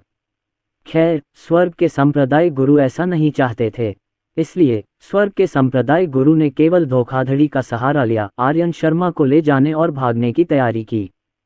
स्वर्ग के संप्रदाय गुरु ने जितना अधिक इस प्रकार से कार्य किया, उतना ही अधिक आचार्य द्रोण को लगा कि स्वर्ग के संप्रदाय गुरु को दोषी महसूस हो रहा है कि यह मामला संभवतः आर्यन शर्मा से संबंधित है, और यहाँ तक कि स्वर्ग के संप्रदाय गुरु भी इसमें शामिल हो सकते हैं। केवल एक संत ही स्वर्गीय रहस्यों को छिपा सकता है, अन्यथा जब उसने पहले गणना करने का प्रयास किया था तो वह कुछ भी निष्कर्ष क्यों नहीं निकाल सका। आचार्य द्रोण ने देखा कि स्वर्ग के संप्रदाय प्रमुख आर्य शर्मा को लेकर खिसकने वाले हैं। उनकी आंखें अचानक चमक उठीं और उन्होंने स्वर्ग के संप्रदाय प्रमुख और आर्य शर्मा का रास्ता रोक लिया और गहरी आवाज में कहा, नीलगिरी, क्या तुम दोषी महसूस कर रहे हो? तुम अब भी कहते हो कि इस मामले का तुम्हारे जी शिक्षण से कोई लेना देना नहीं है। मेरे शिष्य ने पहले ही एक स्वर्गीय दाव शपथ ले ली है, अब आर्य शर्मा की बारी है। स्वर्ग के संप्रदाय गुरु की आंखें थोड़ी सिकुड़ गईं, आचार्य द्रोण को घूरते हुए, और उन्होंने गहरी आवाज में कहा, आप कहते हैं कि शपथ लो और वह शपथ लेता है। क्या आप मुझे अस्तित्वहीन समझते हैं? नीलगिरी, तुम। आचार्य द्रोण क्रोध से भर गए। तभी अचानक उन्हें एक विचार आया। उन्होंने महारानी अदिति की ओर मुड़कर व्यंग्यात्मक लहजे में कहा, कनिष्ठ बहन नुवा, आपने साफ साफ देख लिया है कि कौन आपकी याव जाति को नुकसान पहुंचा रहा है और मेरी चांद शिक्षा को बदनाम कर रहा है ना? धप। ये सुनकर स्वर्ग के संप्रदाय गुरु का दिल धड़क उठा और उन्होंने मन ही मन सोचा, ये तो बुरा है। तभी उसने पीछे मुड़कर देखा और महारानी अदिति को अपने गुरु और शिष्यों को उदास भाव से घूरते हुए पाया। जाहिर है, महारानी अदिति को आचार्य द्रोण ने मोहरे की तरह इस्तेमाल करने के लिए उकसाया था। आदि पेंग, मैं तुम्हारे पूर्वजों को श्राप दूंगा। स्वर्ग के संप्रदाय गुरु ने चुपचाप आचार्य द्रोण के पूर्वजों को 18 पीढ़ियों तक श्राप दिया और जल्दी से महारानी अदिति को समझाया, कनिष्ठ बहन नुवा, आदि पेंग की बकवास पर विश्वास मत करो, वह हमारे बीच कलह बोने की कोशिश कर रहा है। मुझे लगता है कि जूनियर सिस्टर नुवा को सब कुछ साफ साफ समझ आ जाना चाहिए। नीलगिरी, कागज आग को नहीं ढक सकता। मैं तुम्हें सलाह दूंगी कि अपने शिष्य को स्वर्गीय दाव की शपथ दिलाओ, फिर सबको सब कुछ साफ हो जाएगा। आचार्य द्रोण ने स्वर्ग के संप्रदाय गुरु की ओर चंचल भाव से देखा, मानो उन्होंने उन्हें पूरी तरह से घेर लिया हो। आदि पेंग, यहाँ व्यंग्यात्मक बकवास बंद करो। अगर तुम मुसीबत चाहते हो तो ठीक है, मेरे अमर वध तलवार गठन के माध्यम से चलो और हम एक मैच खेलेंगे। स्वर्ग के संप्रदाय गुरु को सबसे ज्यादा नफरत आचार्य द्रोण के हाव भाव से थी।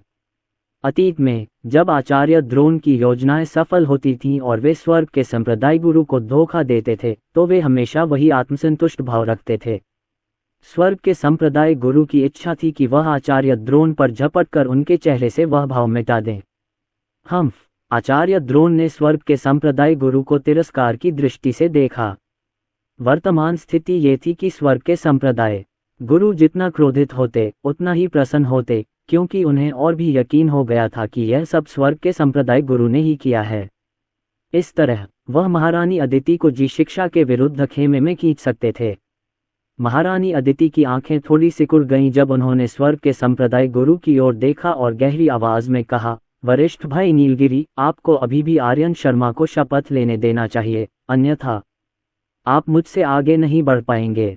यह स्वर्ग के संप्रदाय प्रमुख का सिर घूम गया और वह एक क्षण के लिए झिझक गया, क्योंकि उसे समझ नहीं आ रहा था कि क्या करे। आखिर वह जानता था कि भविष्य में 4 ऋषियों द्वारा उसे घेर लिया जाएगा और अब उसने महारानी अदिति को नाराज कर दिया था। अगर 5 ऋषियों ने उसे घेर लिया तो वह कैसे बच पाएगा? कितनी गड़बड़ है। स्वर्ग के संप्रदाय गुरु ने क्रोधित होकर आर्यन शर्मा की ओर मुड़कर उसे भयंकर रूप से घूरा, संभवतः आर्यन शर्मा को दोषी ठहराते हुए कि वह बहुत चालाक है और अब ऐसी असंभव स्थिति में है। बेशक जब स्वर्ग के संप्रदाय गुरु उसे दोषी ठहरा रहे थे तो उन्होंने अपने शिष्य को कतई बाहर नहीं धकेला। यह इस बात से देखा जा सकता है कि कैसे स्वर्ग के संप्रदाय गुरु ने चुपचाप आर्यन शर्मा को अपने पीछे खींच लिया। आर्यन शर्मा के हृदय में एक हल्की सी भावना उमड़ी। वह अचानक आगे बढ़ा, आचार्य द्रोण और महारानी अदिति की ओर देखा और बोला, द्वितीय मार्शल अंकल, महारानी अदिति, शिष्य स्वर्गीय दाव की शपथ ले सकता है, लेकिन शिष्य की एक शर्त है। विद्रोही शिष्य, तुम। ये देखकर स्वर्ग के संप्रदाय गुरु तुरंत चिंतित हो गए और क्रोधित होकर उसे डांट दिया। आर्यन शर्मा ने स्वर्ग के संप्रदाय गुरु की ओर देखा और हल्के से सिर हिलाया, जिसका अर्थ था, गुरुजी, चिंता न करें, मैं सब कुछ संभाल लूंगा। स्वर्ग के संप्रदाय गुरु बेवजह स्तब्ध रह गए, उनका चेहरा भाव शून्य हो गया। मानो किसी भूत के इशारे पर उन्होंने आर्यन शर्मा की बात पर यकीन कर लिया। थोड़ा सा सिर हिलाया, फिर आचार्य द्रोण और महारानी अदिति की ओर देखते हुए गहरी आवाज में कहा, अगर आर्यन शर्मा स्वर्ग की शपथ लेकर यह साबित कर दे कि इस मामले का उससे कोई लेना देना नहीं है, तो मैं तुम्हें नहीं छोड़ूंगा। आचार्य द्रोण ने भारी खर्राटे लिए और कहा, पहले शपथ लो, फिर अन्य बातें करो।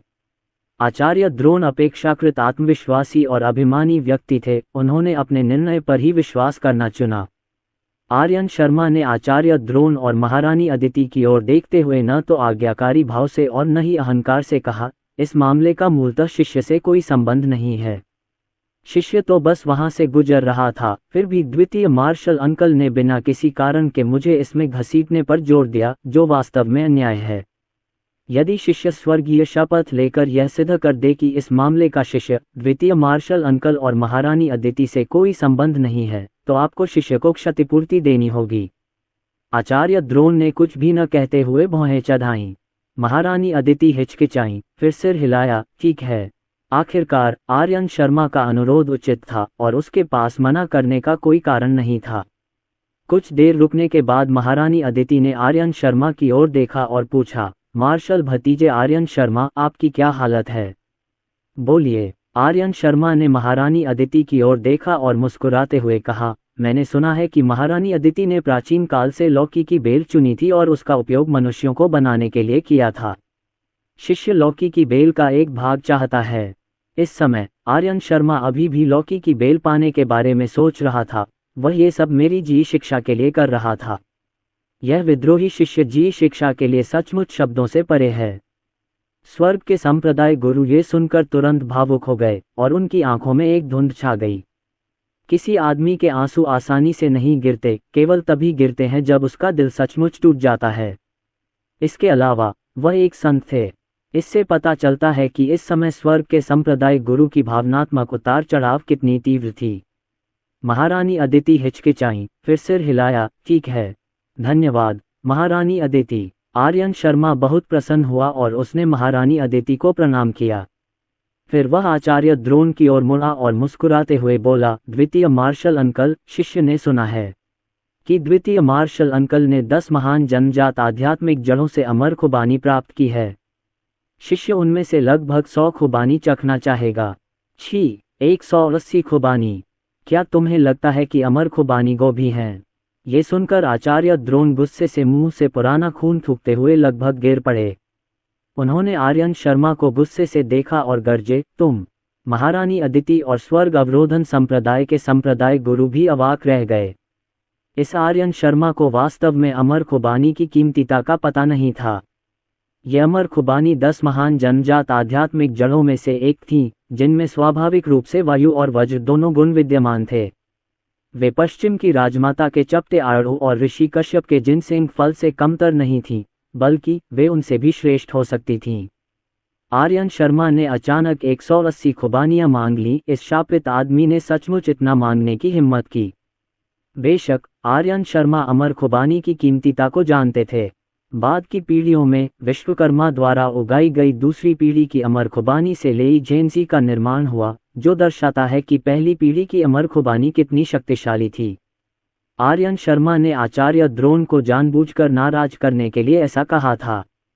आचार्य द्रोण को निराश देखकर आर्यन शर्मा का लक्ष्य पूरा हो गया। वह मुस्कुराया और जल्दी से बोला, ओह द्वितीय मार्शल अंकल, शिष्य ने अभी गलत कहा। 2 अमर खुबानी ही ठीक रहेंगी। आचार्य द्रोण ने गहरी भौहें चढ़ाईं, स्पष्टतः वे उन्हें आर्यन शर्मा को नहीं देना चाहते थे। आखिर अमर खुबानी हर 10,000 साल में सिर्फ 30 फल देती है और उनमें स्वाभाविक रूप से हवा और गरज के गुण होते हैं। अगर आर्यन शर्मा उन्हें खा ले तो उसकी ताकत जरूर बहुत बढ़ जाएगी। वह जी संप्रदाय के शिष्यों की साधना में सुधार नहीं देखना चाहता था। ये देखकर कि आचार्य द्रोण कुछ नहीं बोले, आर्यन शर्मा महारानी अदिति की ओर मुड़ा, कंधे उचकाए और बोला, महारानी अदिति, आपने देख लिया, ये शिष्य का दोष नहीं है। द्वितीय मार्शल अंकल 2 अमर खुबानियों पर भी दांव लगाने का साहस नहीं कर सकते। स्पष्टतः वे स्वयं को दोषी मान रहे हैं। धिक्कार है, ये तो गर्मागर्म खेल भी खेल रहा है। आचार्य द्रोण को ऐसा लगा जैसे उन्होंने कोई मक्खी निगल ली हो। उन्हें बहुत घृणा हुई। उन्होंने महारानी अदिति की ओर देखा, जो उन्हें अरुचिकर भाव से घूर रही थीं। छोड़ो भी, ये बेचारा ताओवादी अपने निर्णय पर भरोसा करता है।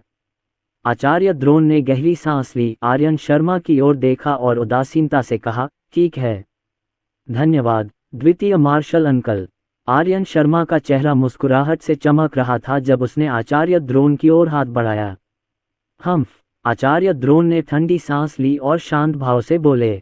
आर्यन शर्मा ने गहरी सांस ली, आगे बढ़ा, आकाश की ओर इशारा किया और ऊंची आवाज में घोषणा की, ऊपर स्वर्गीय दाओ।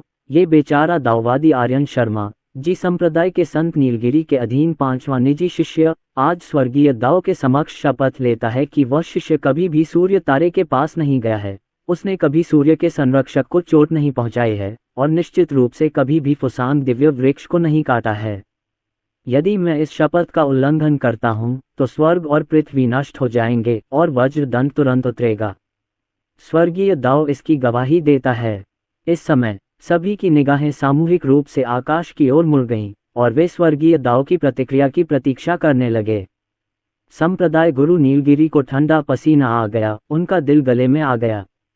आखिरकार उनका अब भी यही मानना था कि यह मामला संभवतः आर्यन शर्मा से ही जुड़ा हुआ है। आर्यन शर्मा ने स्वर्ग की कसम खा ली थी, उसे डर था कि सचमुच आकाशीय बिजली गिरेगी। अगर आकाशीय बिजली गिरेगी तो वह क्या करेगा? यहाँ तक कि संप्रदाय गुरु नीलगिरी भी आर्यन शर्मा की रक्षा करने में सक्षम नहीं हो सकते।